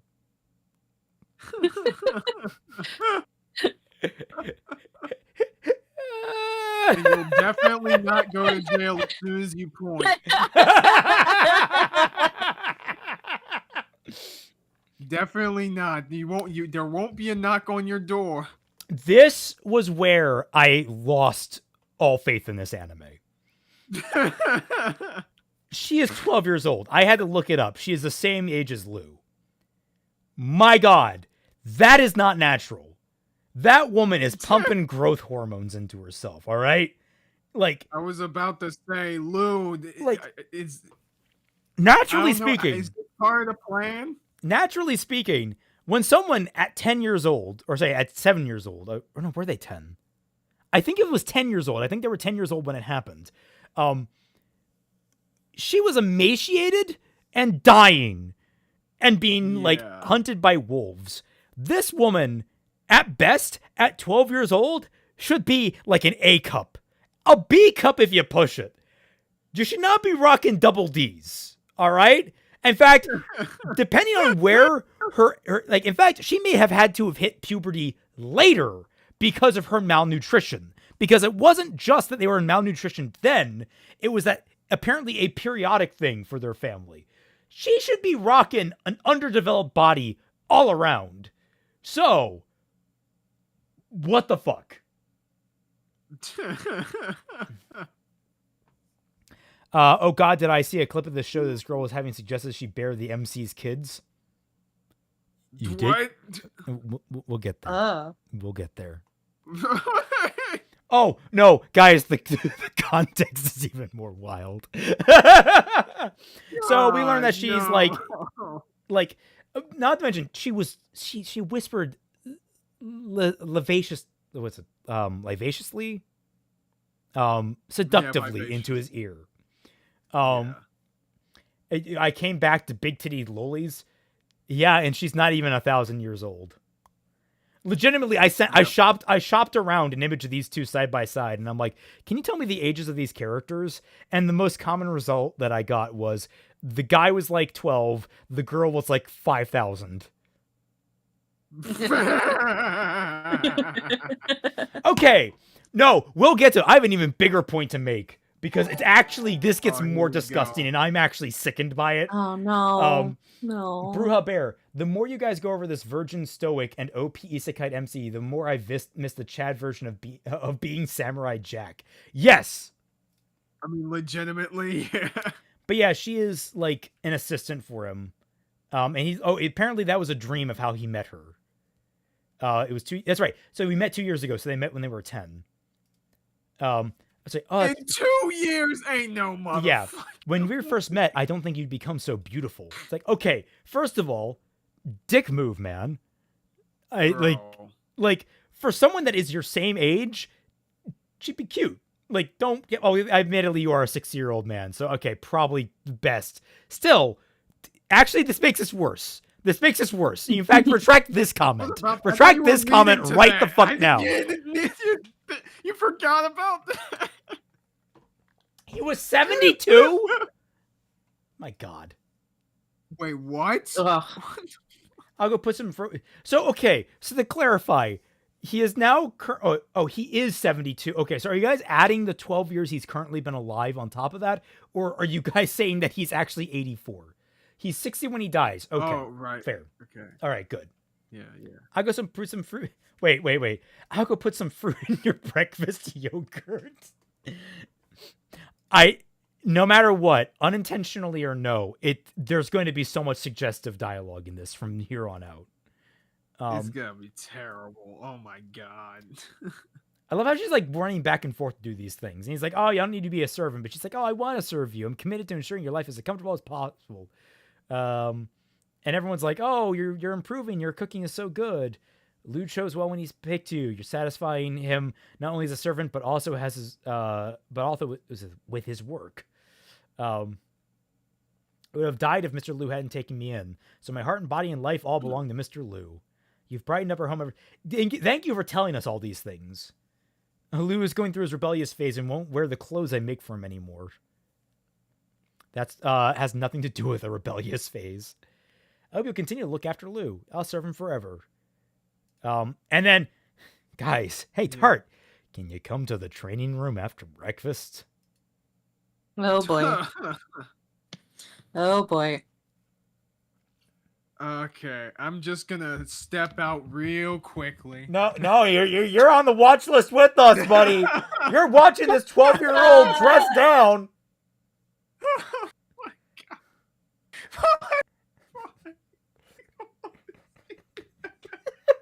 This is real, people. This is fucking real. I cannot get over how disgusted I am by this fucking anime. It tries to disguise the nudity as like some kind of like practice or whatever. Okay, here's where it gets extra fucked. Oh man. I was watching the uncensored version of this when I first started.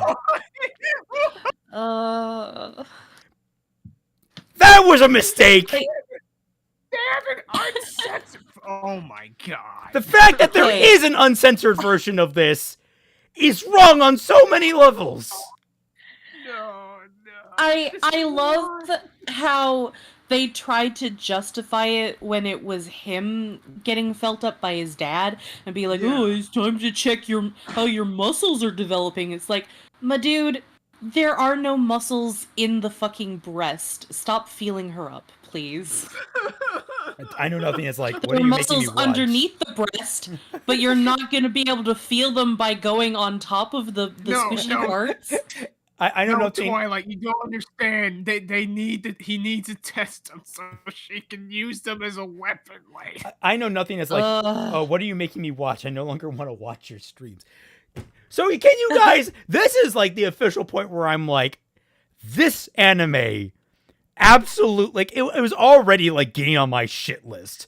And admittedly, the boobs on her, I'm like, oh god, it's so unfucking believable. And then it had the gall to go and do this. It's like, you guys, what the fuck is this?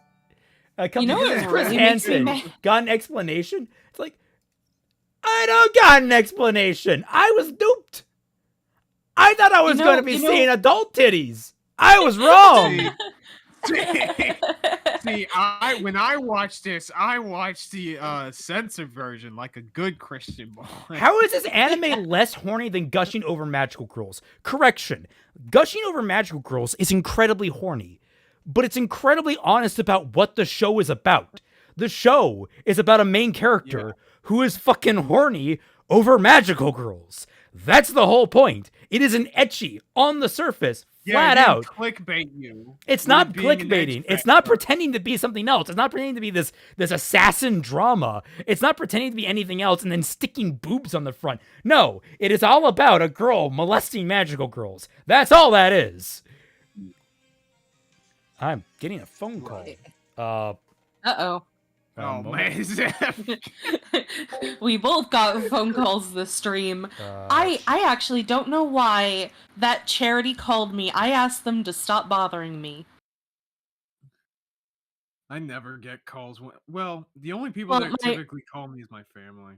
My mistake was being a good person and giving money to charity, because they don't stop asking for money. And even when you ask them to stop contacting you because you don't have the money that you used to anymore, they still fucking contact you. Yeah, I kind of hate that. That's why I always just like sick of just blocking the number. Yeah. Which is unfortunate. You don't want to do that because, you understand these are usually, or at least you would like to understand, like, yeah, these are people that are just trying to get money to help with whatever. But, yeah. Oh.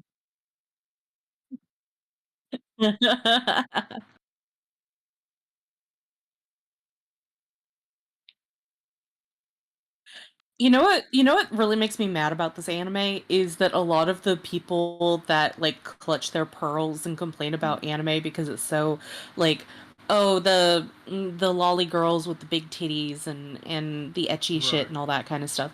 This anime is justifying them. They're making their complaining like more justified.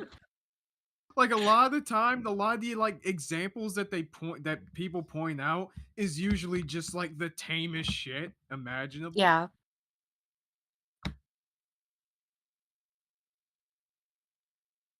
Yes.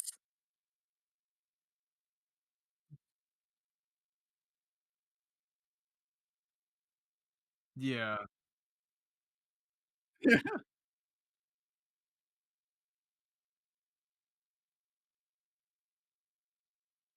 Jesus Christ.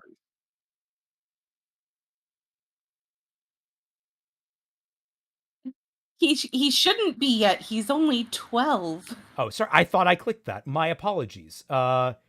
I did not unmute myself on the stream. That was a mistake. Oh. So you guys have heard me. Right. Sorry. So reiterate what we just went over. I'm totally on a watch list now. I am at peace with that, unfortunately.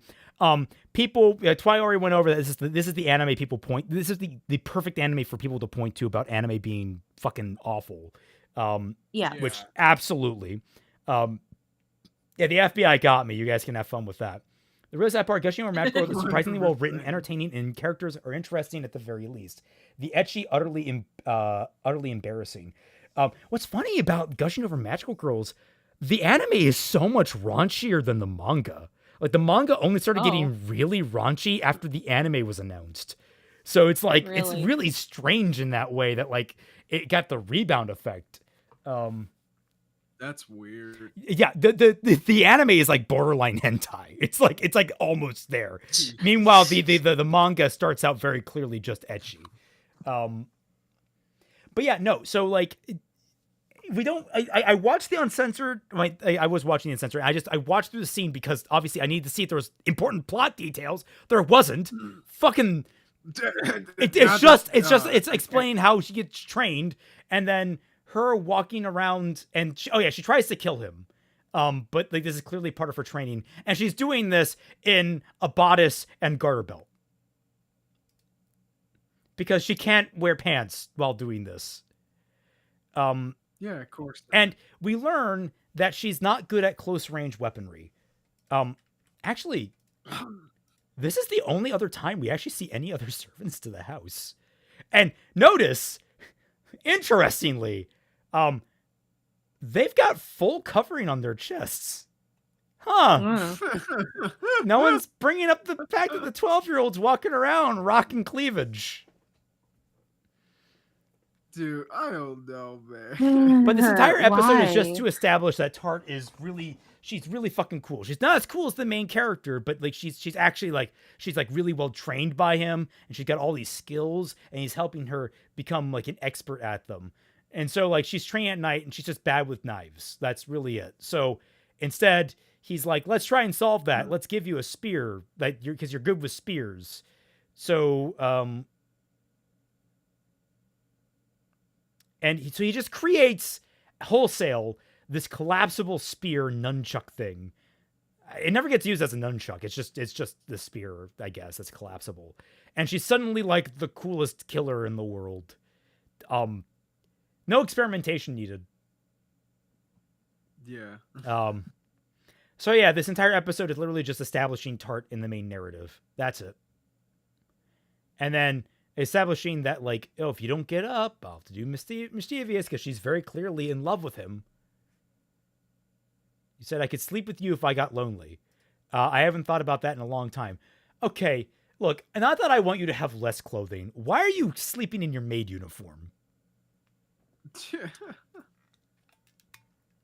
It's just stuck to her body. She was modeled with it. You can't take it off. I was about to say that's like her second skin. You know, she has to molt. You know, this is molting season. Also, best assassin ever. She sneaks into his room with a full cup of tea, lays down next to him, and falls asleep. And he doesn't wake up from that. Like, wow, man. And then she glomps him. Because, like, I feel like I can actually be someone you need. That's good, Tart. Yes, it is. Everything is going according to... Yeah, and then there's that. Oh, God, come on. This man is so fed up with the boobs. This man is like this is for older characters. This would be a fine fan servicey joke, but for 12-year-olds, please no. Yeah. But yeah, that's just establishing Tart. I love how you just, as soon as that appeared on screen, you just gave up talking. That was so hilarious. That was perfect. I so fed up. I give up with this fucking anime. Watch this be the most like clipped stream. Dude, oh fucking I hope not. Christ. So we get another isekai guy who I believe was the best samurai to have ever lived. And again, she's like dressed up. I guess this is a geisha, but I'm not quite sure. Geisha. Gusha. No, not Gusha. That's not a word. Yasha. But yeah, he's the first person to actually react like normally, like, oh my god, you're a god? Oh fuck. Like, yeah. I just realized the Sakura tree is a 2D cardboard cutout. Oh my God. That's actually great. I kind of fucking love like this. a crystal pillar, but that's funny. Oh, wait, is this? Did I scroll up? I need to scroll up now. Yeah. Oh, that's again. These are just great little comedy bits where it's like I'm going to see like, oh, these people get reincarnated. Let's see where they wound up and why they haven't done what they needed to do. And yeah, this guy just gets absolutely fucking bodied by like magic because he only trained in the sword. Fucking dumb, bro. I kind of appreciate it.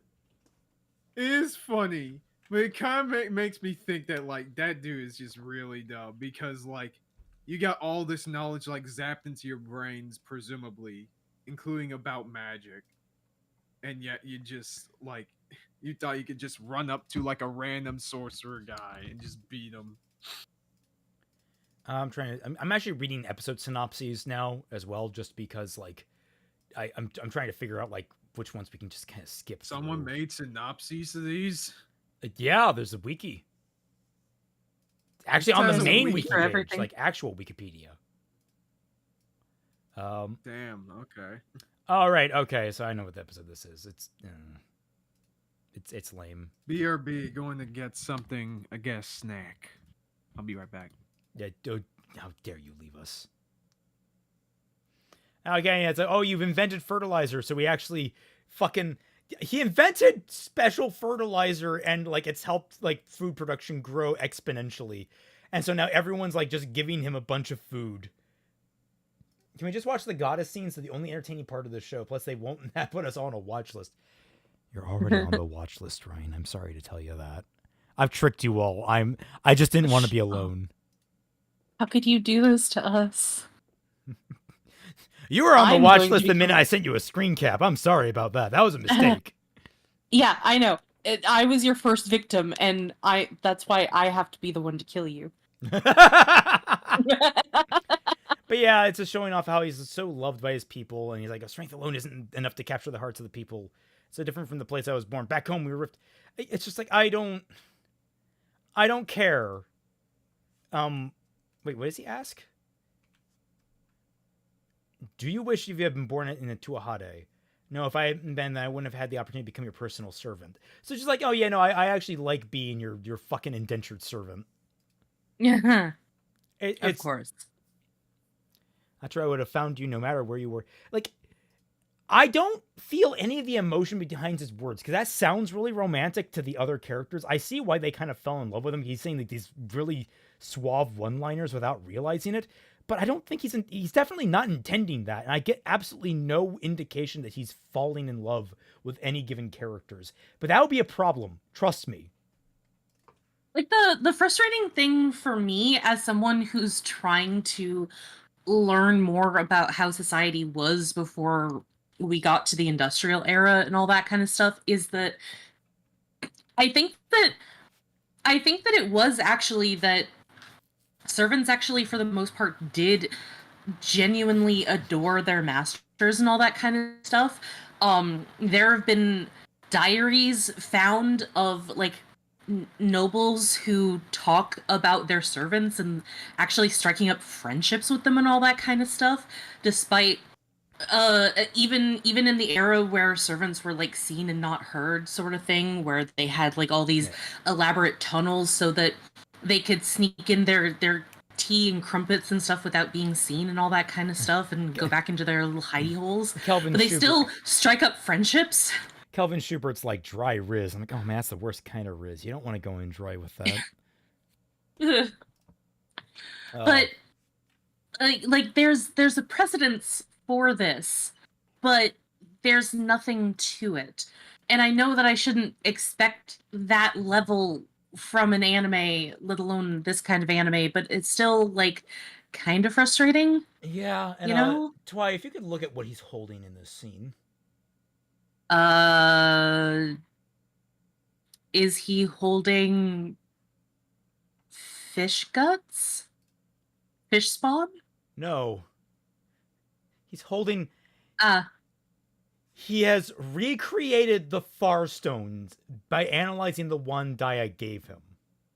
Right. So now he has fully stocked up on the Farstones. The ones that he can overcharge to create mini nukes. You already have artillery, man.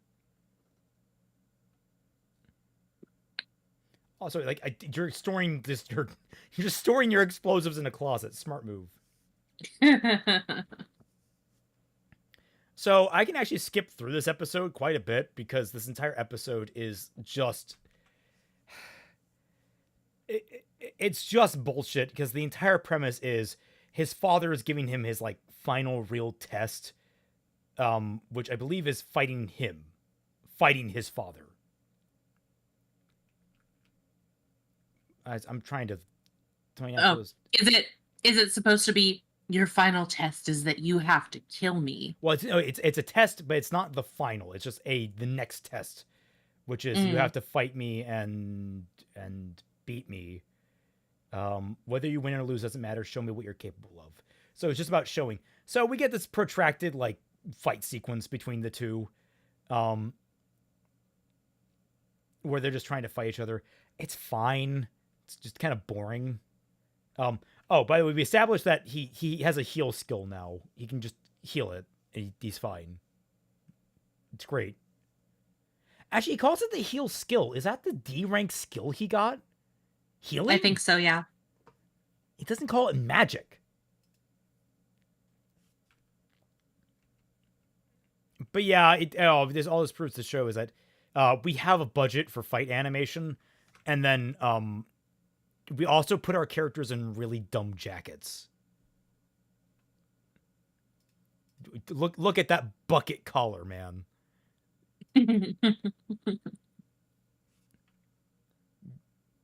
So yeah, it's just more fighting, more him thinking about his father, blah, blah, blah. Figures it out, like he has the lightning reflexes, figures out the feint.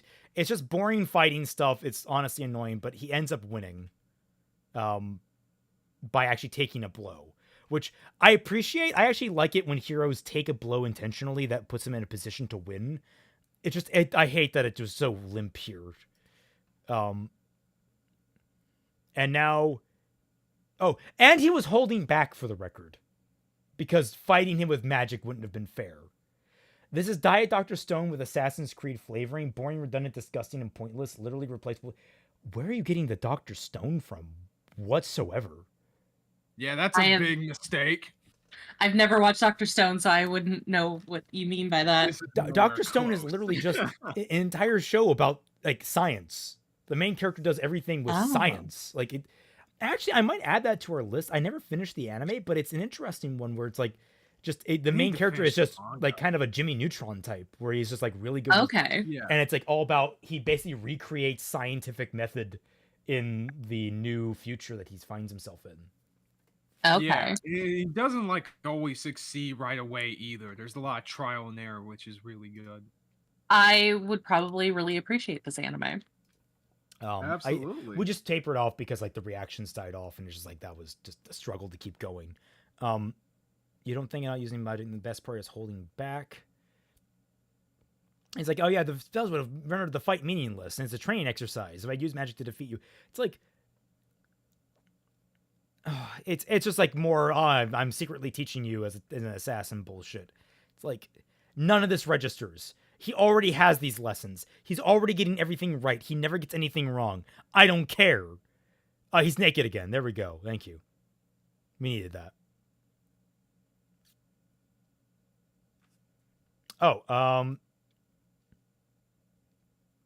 Now we get to see an assassin. Now he's actually going out on assassinations with his father. That's what we're seeing now. And they're doing assassinating things. This one I thought was really cool. The idea of like lowering a little thread and dripping poison down into a mouth. That's nifty. I like that. It's a neat little assassination technique. Like, oh my god, these are cool assassination things. I'm like, okay, we're picking up. All right, we're getting some interesting shit going on here. It's all very boring after this. Yeah. I made the connection because the protagonist is Another making all news, this I got modernish sweet stuff. potato pie. Nice. Day stuff, but unlike Senku, he doesn't use science and doesn't. Yeah, no, and there's a lot of things that do that. I mean, I do that in the Artificer, but like the big thing in the Artificer is that he has a moral conniption about doing anything too advanced or like who it goes to. Like he actually is very mindful about like being secretive with his shit. But yeah, we're just seeing like a bunch of assassins. So we've established we're assassins now. Wait, why is that? Also, his hair became black for no reason. That will be explained. But yeah, it's like now suddenly his hair is black. But they go over like, oh, we gotta stage this to look like it was bandits or whatever. And then we get an establishment of like why he's a doctor, and it, like being a doctor gets him a lot of different ins. Like it not only earns him goodwill, but it gets him a lot of different ins with different nobility.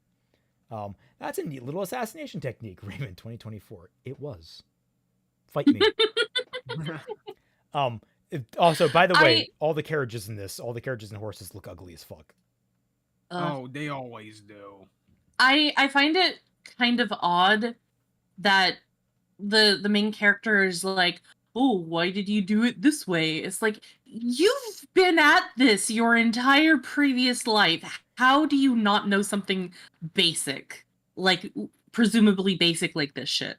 Why do you have to ask? Right. Maybe it's like keeping up the cover, I guess. The last thing in this episode that I think really happens is that his father is like, all right, this is your last test? Is that the final test? Right. So basically, we have to conceal our identities or whatever. So it's going over like establishing a fake identity that he can use to ingratiate himself with people. And like Lou comes up with the idea of, I can't remember if it's Lou or him. I was right. It's his father that says, you'll become a merchant. We have a family that owes us something. So you're going to go in as though you're a bastard of that family under their name, to establish yourself as a merchant under the Balor Trading Company. Your name will be Illig Balor. The head of the Balor... Balinor. Not Balinor, Balor. remember, this is Celtic mythology, not absolutely ripped off from Tolkien mythology, which itself has some Celtic in there, but... See, there's a connection. Yeah, we're talking Celtic mythology, not Celtic mythology with extra steps.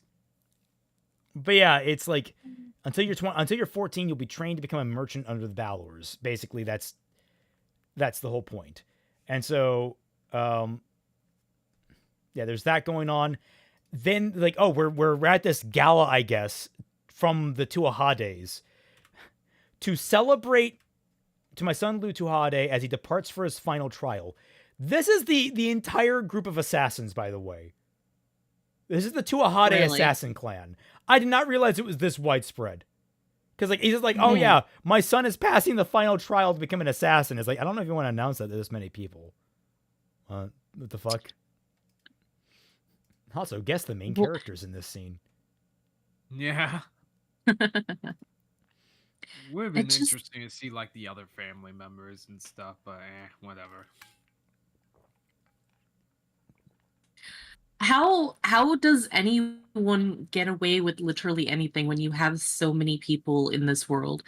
Like the entire it's not just a family, it is an entire clan of assassins. How does anyone get away with anything?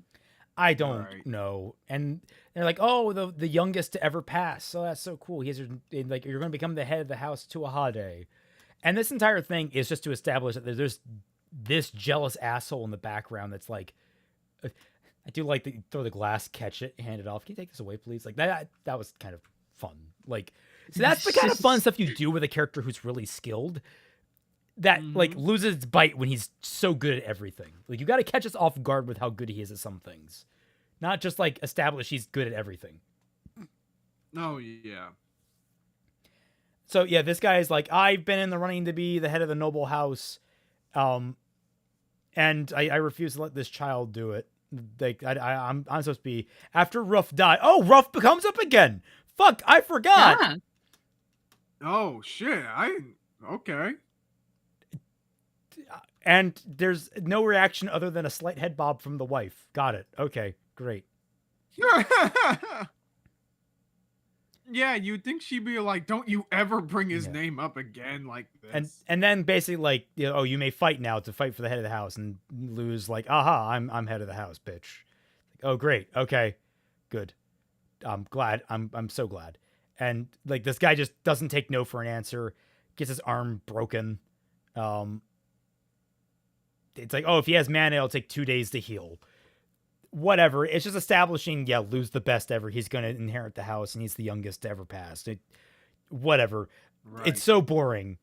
Like Sigma male grind set, But you know. the interesting thing is that afterwards, he actually does approach the guy and kind of makes amends, which like could lead to interesting dynamics in the future. I just wish that there was more here. He's like, I do. Sorry. You go. I do like how they just don't capitalize on the fact it's like, oh, we're assassins. We don't have to fight. We don't have to fight like knights. It's like, okay, so then this guy could just come into your house and then assassinate your son because you established that that's a thing that you can do. The rules don't make any fucking sense. Look, a society of assassins is just like generally a bad idea because when your entire goal is to be cutthroat, backstabbing, and literally murderous, it doesn't really breed a ground of like a trust in a organized organization needs to have. Yeah, and if you want to have a family that is still like this but still has morals and stuff, then you need to do a lot more groundwork to hammer in the rules of your clan or your family and all that kind of stuff. So bullshit like that, where they do an underhanded trick of like immediately fighting this guy while he's still drunk and while he's not really prepared for it, like that shouldn't fly in your family because there's no discipline there. Yeah, it's the laziest form of internal politics. That's why you usually have these like assassin clans be much smaller, right? The Court of Owls, they're absolutely fucking not. Which Court of Owls? You mean the ones from Gotham Knights? Yeah. I think yeah, so. Fuck your Court of Owls. But yeah, he's just like basically like opening an invitation to be a knight. Because like this guy apparently is trained to be a knight, not an assassin. And he's like, oh, here, by the way, as a gift, you get a magic fucking sword. And so he says, like, I kind of like the idea that he's acquiring a bunch of people with different skill sets. I'm just wondering, why do you fucking need anyone else? You are a god among men. It's several nuke grenades. You got nuke nades in your freaking bedroom.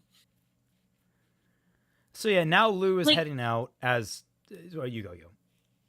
The frustrating thing about stories like this is that it's kind of antithetical to human beings just in general, because like Japan is a very collectivist society, and a lot of the anime and stuff kind of reflects that, in the sense of like that's why all of the anime really emphasizes friendship, and you can't do anything alone. You to the point where it's like you can't do anything on your own. It always has to be someone else helps you, to the point where you're actually very ineffectual and you're rather worthless on your own. Sea-Wits. Which I think... The Court of Owls from DC is a cool name, but I want my evil owl group to not sound like I'm copying DC. Call them the Hoot Hoots. No, unironically, who would think that a group called the Hoot Hoots would be a terrifying assassin clan? Like, if you say like, oh yeah, the Hoot Hoots are after me, everyone's gonna be like, fucking crazy. If some of you say, oh, the Court of Owls is after me, it's like, okay, that's kind of edgy, but like, are you okay? The courts of the Hoot Hoots are after me, is like, should I be calling the authorities? About to say, Hooters is out to get me. But anyway, like the anime seems to be kind of doing this more American thing of like, oh, I'm the best. I am the one who has to do this alone. It's me, myself, and I out here, and nobody else. And this anime kind of does do that, but also kind of doesn't. It doesn't really know what it wants to be in that kind of sense, because that seems to be the thing that they lean toward, but then it also kind of wants to do the Japan thing of like, I need other people to rely on. But my friends are my power. The thing that makes it very frustrating is that when you have overly powered characters like this, they're not very interesting, because we are biologically conditioned to need other people. So what this anime does is that, yes, it technically has other people in his life, but that's just a dressing. Right. It doesn't actually mean anything because he is so powerful. Yep. But yeah, as the end of this episode is just him taking off to be, to become Illig Balor. There's also a note in there about, like, there's this weird beat where it's like, yes, ma'am, I'll do exactly as I was taught. And Lou's like, what? And he's like, nothing. I don't know what that's fucking about. Like, take care of Lou. Like, I don't. I don't think I want to know. Well, yeah, I want to say it's, like, suggestive, but it's not. It's just there. There's no mention of it It never later. comes up again? Yeah. I have no idea what the fuck it is. No. Light novel fans, hook us up. What happened? Give us the details. Okay, so is this? What episode are we on again? We are now on episode 6. Don't worry, these will start going by faster. They have been. We learned that he's attaching obsidian to his hair, obsidian powder to his hair to create a darker shade, which, fair enough, kind of interesting. Wish you had, done more creative things with your magic earlier. But he's doing it to just change his appearance so he's not identified as Lou Tuahade. And he's adding glasses. Very fucking modern glasses. Yeah. I wonder if he's supposed to be a self-insert for all the Japanese boys that the 12-year-old... So here's a question. What age is this anime for? I gotta wonder, yeah. I presume it is for the edgy 12-year-old boy. Yeah, I was about to say, yeah. That's the only thing I can assume. Which I'm gonna be honest, like I've seen a lot. I saw a lot of edgy shit when I was like 12 years old and shit. This would bore me to tears if I saw this when I was 12. So now we're upon what starts out at least as an interesting episode, because actually characters going through hardships, and actual likable characters going through hardships. So we're introduced to Maha, this lovely little gem. Oh yeah, I remember. And she's basically, like, her and her friends are a bunch of street rats who basically make their living giving, like, guided tours and helping people around that are newcomers to the city and getting paid by that. And they have, like, a whole system in place about it, where they trade off with, like, they have, like, nice coats and jackets. And she's a very good people person. Like, it's very clear that she knows how to work people. And so she gets her friends to dress up, to look nice, to be a good tour guide, and basically just take people where they need to go. It's a good little system. It's a cute little way to introduce these characters. They give out these little charms they make as a memory of their time in the city of Milteau. It's like, this episode does a very good job, I think, of endearing us to these girls and the system they developed for themselves. Ignore the fact that I think they live in a bed that's literally just built into the side of this fucking wall outside. I don't really get their living situations, but I assume they're homeless, basically. But it's also clear that other people are very good at other things. So, like, there's these ladies that are going on a sightseeing tour, and so the oldest of them goes out to fulfill it, and they go over, like, how smart it is to dress up because no one wants to be seen with a rat. So their nice clothing is dedicated to whoever's on duty. It's like it's very well thought out. I actually really like this part, and I really like these girls. They come off as very endearing. Give them an anime. Yeah. And so they come back because obviously the tours have to get canceled because of the rain, and they're kind of mulling it over. Again, this is apparently where they live. I don't really know what this is. Yeah, me neither. Just big bed. Just big bed. Big bed. I just want to point out, apparently Maha is the youngest member of this troupe. That will be important later. That girl back here very clearly looks younger. This girl could be younger. This girl could be younger. Like she's taller, a little bit taller, but that could just be age discrepancy. this girl could be younger or older. This girl could be younger or older. These two look like they could be younger, and this girl is the oldest. I know that. That will be relevant. As we go through this episode. I remember this from you Yeah. telling me about it. Yeah. I had a whole rant about this episode. Yep, he did. I'm starting to remember myself. Like, it's not... For what it attempts to do in the first half of this episode, it actually does effectively well. It's not like the most wowing thing on the planet, but it's done... Oh, scroll up so we can see the whole thing. My apologies. I can't quite get the barometer right on this. Hopefully that's right. But yeah, these girls are just like really excited about like trying to make more money and live more comfortable lives together. They're just trying to make it. And we kind of get a touch on that. Maha's now deceased parents were merchants. So that's why she has her skills. So it's like, okay, all right. And then a bunch of these assholes show up and kidnap them all. Say Sora Hart. In Isekai I really like is campfire cooking in another world with my absurd skill. This businessman gets a legendary beast as a familiar. Oh, neat. There's a few Isekai I really like. I think there's a lot of really just fun, cute ones. Sure. Yeah. So we see Maha has magic. Like she, I think of the crew is the only one that has magic. So she fights back, but it's kind of a fool's effort. They all get captured anyway because these guys are just organized enough. They didn't even bother taking the money. Like I would look if I'm out here kidnapping people, I'm taking their money too. Come on. Yeah. What? So here's where we get probably the darkest darkest episode of the anime. Darkest. We're not Berserk. I'm sorry. Yeah, we're not. I was about to say we're not in Violence Jack. Yeah. Not even close.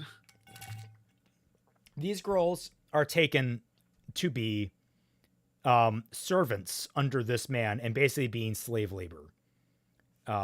It's a quote unquote orphanage, ostensibly, but yeah, it's you don't typically punch your children at the orphanage. Servants. If you do punch your children at the orphanage, please turn yourself into the nearest police station. Yeah. So yeah, the girls obviously they're resistant, but very clearly it's very quickly it's clear that they won't be able to escape this. There's no way out. So they just got to buckle down and live as best they can. And at first, they're just living kind of a shit life, doing slave labor, making food for themselves, trying to make the best of it. I'm just kind of skipping over. Like, there's some nice conversation. I would say I actually like the relationship between these girls. They're not very deep, except for Maha. And Maha's not even, I wouldn't say deep, but she's deeper than the rest of them. She has two by comparison. dimensions. Yeah. But she is at least, it's very clear they all care about each other and they're all in a shit situation and they're all having slightly different reactions to it. And yeah, they're being abused clearly. Who the fuck sent me a friend request? So yeah, these girls getting like gagged and chloroformed and abused. They make out these people. This is the downside of the episode is it's very clear these girls are going through abuse, and I think their reactions to it are very realistic. It's just that the villains are clownishly evil. So it's like, oh yeah, all right, I guess. So basically you start getting the implications that nobles are starting to shop around with the girls. And they're making dresses as well. So it's like, oh, what's the implication there? Well, then Aoife, the oldest, gets called away. And we go through the arduous process of her stripping down, getting washed crudely, getting dressed up and beautified, and then later wheeled out on a wagon. And I'm mixed on this because I think it's actually well done showing just how horrific this is. But at the same time, it's kind of mixed because the camera does oogle them when this happens. It's that. So it's the cuties thing. Okay. No, because I don't think the cuties was treating twerking as a bad thing. Oh, well. But again, I don't So know. it's a I've never step seen above cuties, that. so you know what. Well, me neither. It's just given what I've heard about it, but like, yeah. But basically, this becomes a pattern where, well, I should say, the same night Aoife comes home, she is obviously in a bad state. You know, her dress is kind of askew, dropping her shoes. She is not in a good state of mind. Lip sips. I actually kind of like this moment. She doesn't say anything. She runs off and just tries to find a corner to go cry herself to sleep in, which is apparently on a sack of potatoes or garbage or something. I don't know what that's supposed to be. But she is just ashamed. Like she's having like self-image issues now because of this. Like the trauma on display is actually, I think, not badly displayed. And now we get a montage of this happening to her again and again, and her becoming more and more worn down by what's happening. It's like we're actually seeing a relatively well-told tragedy played out. Yeah. It's like, oh yeah, and then finally the owner himself is the one that's finally taking her. He's like, don't bother with the makeup. And then this happens where the girls try to stand up for Aoife, and they're like, yeah, why is it always her? Stop being mean to her. What, you don't get the wrong idea. The rest of you are merchandise too. So the other girls are, oh, so it's only those three. Okay, so the other one I think is youngest. All right. I was confused. But yeah, now all the other girls are going through it as well. The other older girls. And like this one's like bemoaning this will be the only job she's ever good at now. And then she tries to do something. She actually does do something really drastic. She just starts cutting up her own face to ugly herself up so no one will want her in that way ever again. And it's like, it's horrific. I'm going to get past this so we don't have the cleavage in shot. Thank you. It's horrific. Right. It's disgusting. But like as a tragedy, I'm actually impressed the show has had as tact as it has. Yeah. Like, I genuinely feel bad for these girls. It's clear we're supposed to hate the guys that are doing this to them. Like, so it's the only like uncomfortable thing about it is the occasional oogling. And, you know, that's, no, I'm not going to say it's here or there. I really wish they hadn't done that. I wish it was a little more tasteful, a little more restrained. But like, so far, I'm really endeared to it. But 2 years later, Maha starts hearing people talking about herself. She's turning 12 years old. And so now she's becoming an option for them. See, this is Sneeko and his crew talking. Yeah, and so she's starting to panic, and she's trying to figure out... I'm trying to remember if she... Oh, that's right. She runs into a shed, and now she's contemplating, if I ugly myself now, no one's going to take me. And it's like, I was fucking enthralled by this. It's like, oh my god, is this poor girl going to mutilate herself? And then the episode gets bad. This is this is like the exact moment that your soul died. God, we might have to pick this up in a different stream. Oh God! Right out of nowhere. Yeah. I think we might have to because like we're running late. I mean, this is a good point to end on because there's other bullshit later. True. Right. Yeah, this shit's like 12 episodes. We'll be But yeah, you can see he's reading her mana, so he knows that she has magic.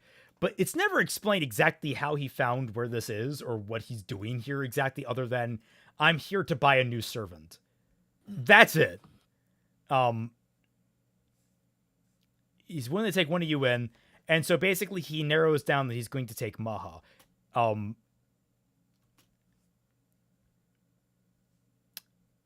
And so he's offering her an out now, and she's happy to have that out because now she'll be able to escape.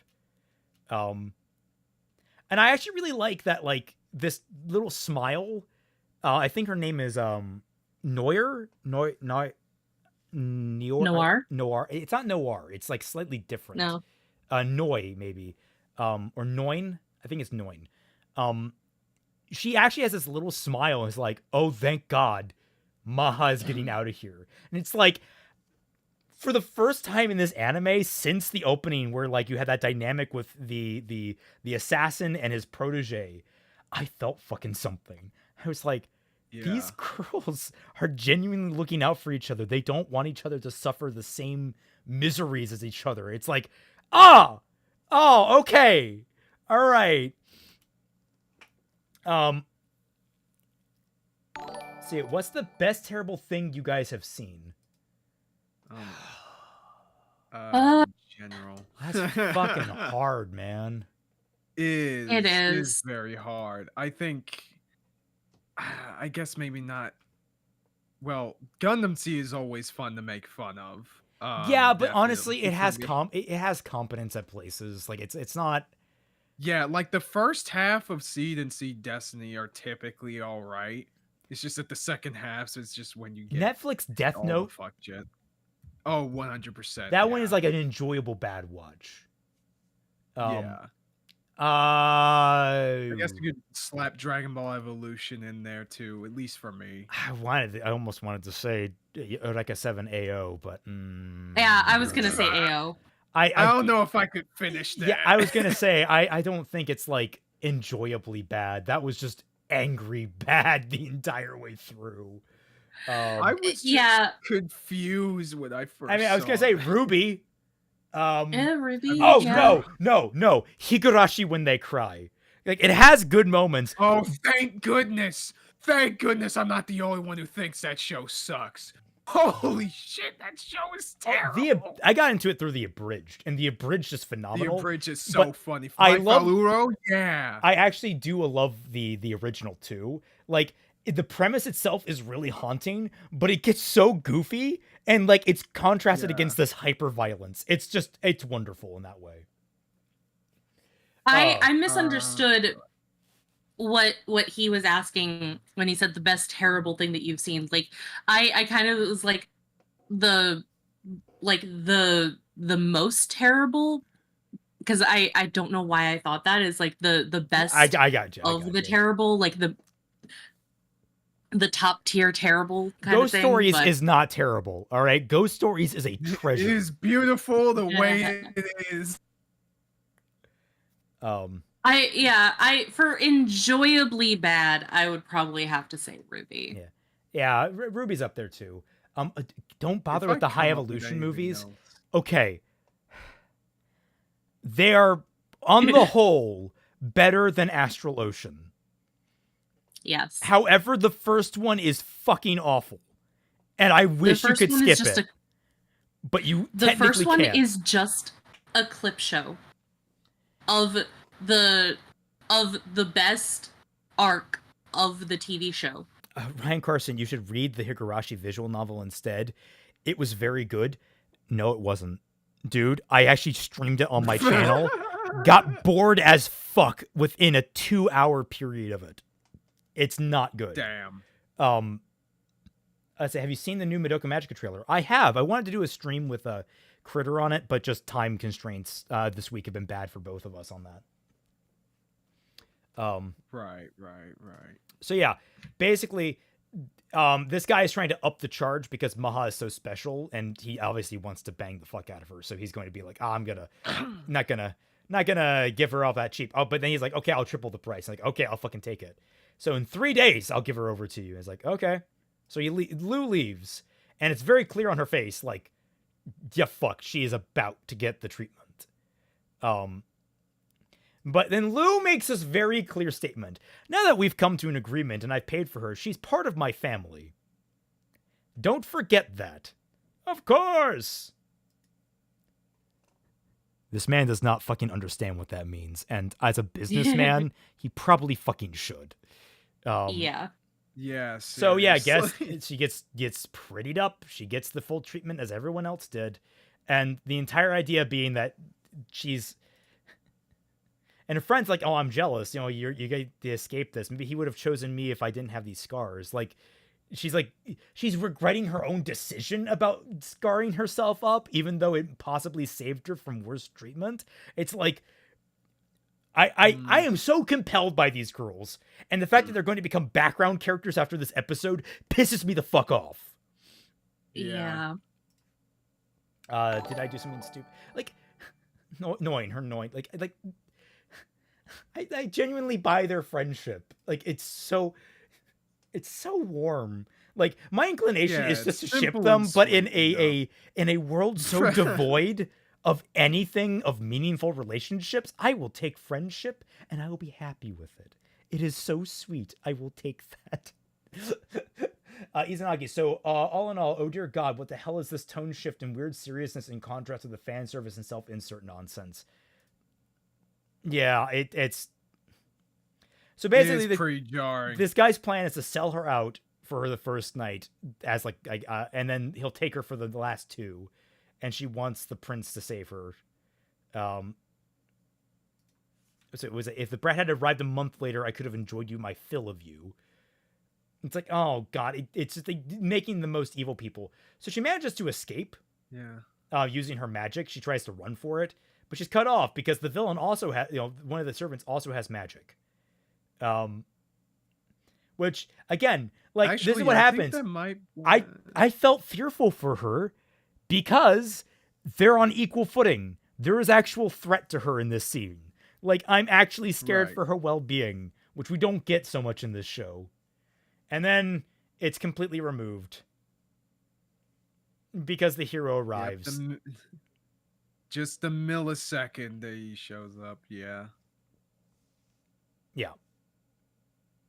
Take care of is what I have Pete say in my freaking Mary Sue video. It's just that, well, I say this in relation to Kirito, but with every swing of his sword, he cuts the tension in half. Ooh, that's a good line. But yeah, so they're immediately like, we're going to make enemies of the Balor Trading Company. As like, no one's gonna bother a missing kid. We'll sell them off to a neighboring kingdom because this guy just you fucking idiot. So I remember this part, and I actually got mad. I was like, dude, you freaking idiot. Yeah, this is the downside of making them where's the cartoonishly soundboard? Evil. It's like they're so goddamn stupid. They have no self-preservation instinct to realize they are walking right into their own deaths. All right, here it is. You're stupid. There we go. There we go. So, and then we get cut over to where he was going, where Tart has taken the place. Oh, yeah, we need to see that, by the way. Tart has taken the place of Maha, just to basically frame this guy for illegal human trafficking. Which, honestly, I would love to know the nature of like illegal human trafficking and how long that's actually been a crime, all things considered. I kind of thought, like, in a world like this, slavery would still be going on, but I guess not. But yeah, Tart's like, I'm going to sit here with my boobs open and fly off, and no one's going to pay attention to me. And then this happens. Wait, what? Lou healed her scars! What? Oh, a freaking course. Why? Oh my fuck. As a gift to her, because he's so magnanimous. Because he can fucking do anything. He is Jesus made manifest. It pisses me off. No, I'm sorry. We don't want our characters living with the repercussions of their actions. We can't have the cute girl who marred her face to escape slavery live with the consequences of her own actions, even if it was made in a desperate moment. We can't have a character grow from the mistakes that they've made. We can't have them live with any of that. And that's what this entire anime is. This is a perfect encapsulation of everything in. Any kind of threat, any kind of damage, any kind of tension is completely done away with within seconds of it being introduced. We got lucky. This managed to stick around for the duration of an entire episode, or like 10 minutes. Like, we got lucky with that because we don't usually get that in this fucking anime. It's even worse because this chick's a background character. You didn't need to do this. But she wanted to do it as a gift to Maha. So these girls, and don't worry, they'll be quote unquote important to him. No, they're basically just more servants for him later. Like, they're not like the romantic servants like Tart and Maha and Dia, but no, they're in his service. So it's like it's fucking hell. Whatever. Like, this is what I hate about having my brain when I watch anything. All right? Because I'm watching this and I'm like, I could have done this show a billion times better, a billion times over. There are so many different directions to have taken any of these, for the tragic, for the heroic, for what have you. It's so fucking frustrating. Yeah. Yep. It's You know, how the curse of being good writers and to be able to see good storytelling and to see better storytelling and I was potential. about to say it's the curse of being an asshole on the internet with an opinion. I'm going to Actually, have. wouldn't it be interesting? Wouldn't it be interesting if like whatever the scene of that girl and Lou, Lou offers her, "Hey, I can heal your face," and she's all like, "Thank you, but I think I'll keep it this way." That would have been a very Oh my powerful god, scene. yes! That would have been amazing! That would have been In fact, great! I feel like that was something. I feel like I God, saw you something could like you that could before. develop an entire sub arc involving her meeting like a nice boy or something that treats her right and actually loves her despite the scars. Like, or you could do something like Yeah. that, or you go on a whole self-worth thing where she learns that she doesn't need like anything like that. She doesn't need to be seen as beautiful. Like, there are so many different routes you can take with a character like that, and you just robbed us of it. Fuck you, anime. If you read a better story, they wouldn't reach out to animate it since we're in an era of only animating slop. Look, if I can dress up quality writing as slop, I would. I need to figure out how to crack that code. So I think we're gonna have to call it there because we're halfway through the season. This is the first half of the reincarnation of the fucking world's finest assassin in another world as a fucking aristocrat. Finest get assassin. By the way, he hasn't done much aristocrating yet. Also, it's never explained what the fuck he was doing out there. It's just randomly he shows up here. Oh right, fuck. It would have actually been a really good thing. I mean, I guess like it would kind of take away from the girls and their plight and stuff because that was really good, but in order to get it so that it's a little bit more coherent, to have him kind of in the background, another shot where he's in a different location and just in the general area, and then being told like, oh, there's where you can go in order to get like a servant, or being like scouting the place, being told that there's like this really shady guy that has like these craftswomen who might have who don't seem to be like paid for their work and all that kind of stuff, but it's just rumors. So he scouts the place out. Yeah, okay. I was gonna say, like, my recommendation, like, if you really want to make this super compelling, you split it into 2 episodes. The first episode is all from Maha's perspective, have those little hints of him in the background, maybe, but it's mostly just from Maha's perspective. You really play up the tension, and what you get, you take it, the show didn't get a season 2. No, motherfucker, it was announced just this year that it's getting a season 2. Ugh. What? No, sorry, it was announced last year it was getting a season 2, but like still all the same. What? Yeah. I fucking watch this. Apparently people like it as a 7.3 on anime on the anime website, anime.net. Oh my god. But no, that is like you surprising. So the first episode is literally just following Maha and the tragedy of her and her friends. Maybe flesh them out a little bit more, get a little bit more get a little more intrigue into them, a little more detail into them, and you have the threat of her scarring her face be the last scene of the episode where she turns around and meets Lou, and that's where we like, oh, Lou is there. Oh, why is Lou there? And then the second episode is following Lou, and it's like the first half of that is following his investigation into everything that's going on, maybe his plan, it maybe like how he tends to handle things, like what the kind of work he has to put in to do this. And then the other half is basically the back half of this episode where it's him enacting that plan and trying to protect her and pull her out and all that kind of stuff. Like it you could have done that. Like that's how I would have done it. Nah, that shit's pussies. This show did better than the Acolyte. Oof. Oof. Eat your heart out, Star Wars fans. Oh yeah, bro. Man, I listened to somebody recapping the plot of like maybe one episode, if not the entire season of The Acolyte. I don't remember. I don't actually remember what goes on in that show. No one does. You're probably gonna forget about this That show was unrelentingly by horny too. next week.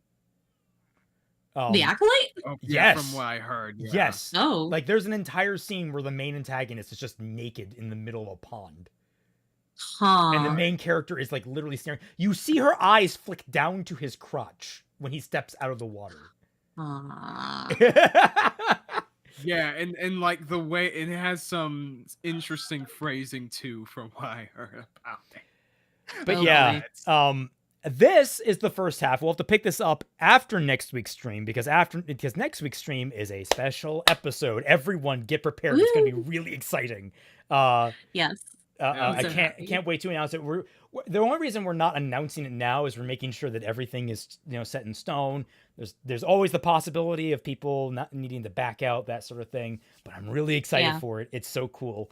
But yeah, does anyone else have anything they want to announce?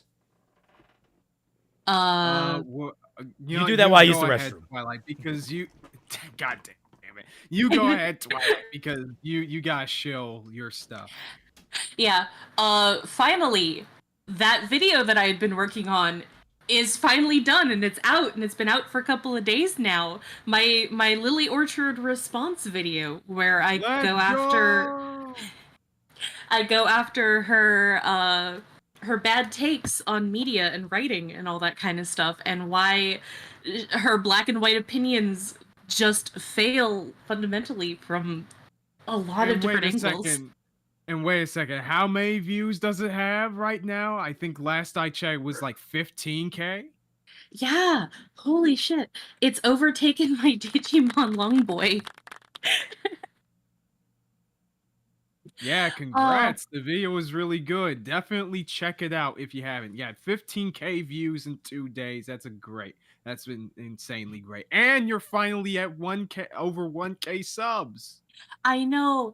I'm absolutely flabbergasted. I actually didn't think that this video would do all that well.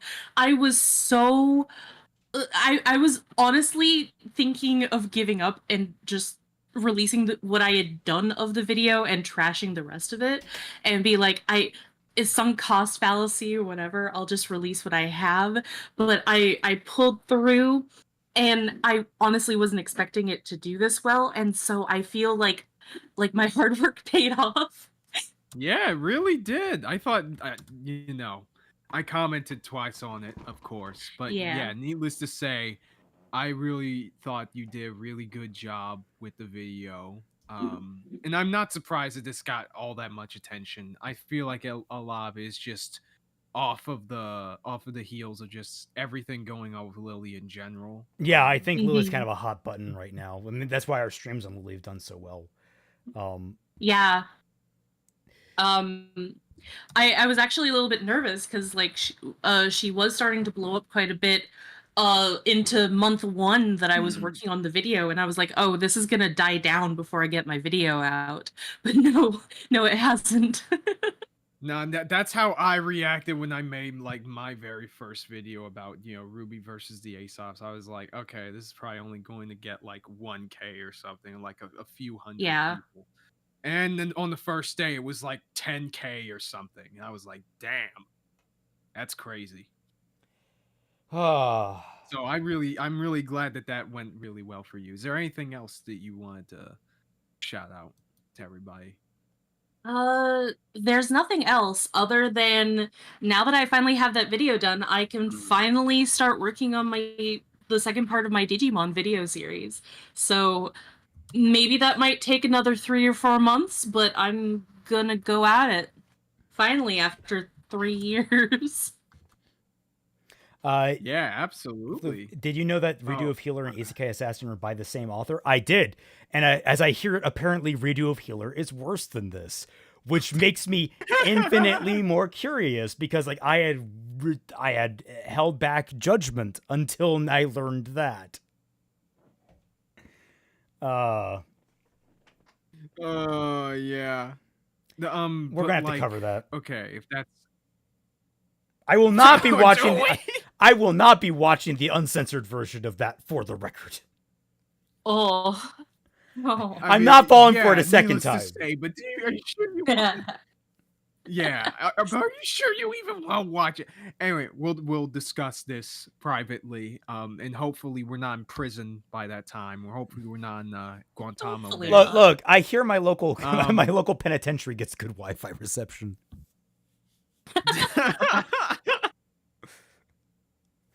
But yeah, on my end, I just recorded for the new video today, which is going to be an addendum of the last video. I had talked privately with Kaiser Neko from Team 4-Star, who responded to the video. And so we got the chopping it up, and I'm going to share the results of the discussion with his permission, of course, and everything. So stay tuned for That's that. neat. Yeah. Next month is going to be a very special video.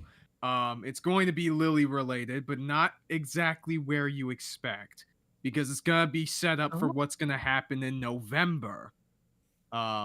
So that'll be like really good for future plans for the future. I also just reminding everybody that I have a Patreon. Very soon I'm going to have like the rough drafts of pretty much the next 2 scripts for the next 2 videos after this month. Up on there for you guys to not only comment on and look through, but also make suggestions for me, because I always like hearing suggestions of other people.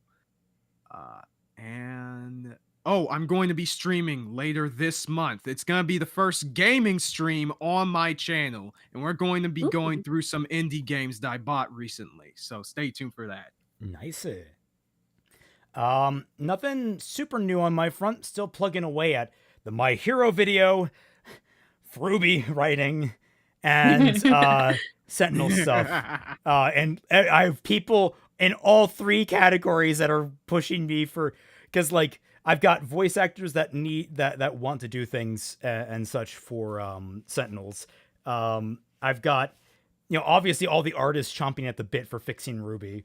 And I've got a deadline for My Hero because I want to get it out before the season ends. So I'm like, right. I am torn between 3 masters right now, and it is not fun. But I keep saying he does this to himself. I do this to myself. He always has to overlap his really projects. It's how I have to make myself function. I need to put myself in a state of anxiety to do it. But yeah, other than that, don't forget streaming Bad Fanfiction Night this coming Friday, 10 p.m. We're still covering Lily Orchard's Sith Resurgence. So look forward to that. Jesus Christ, that is a bad fanfic. It is. Yeah, it's been so hilariously bad so far, and last week's one was the funniest yet. Yeah. All right, well, with all that said, thank you all so much for watching. I hope you had a fun time. Look forward to the continuation to this little saga. And we'll catch you all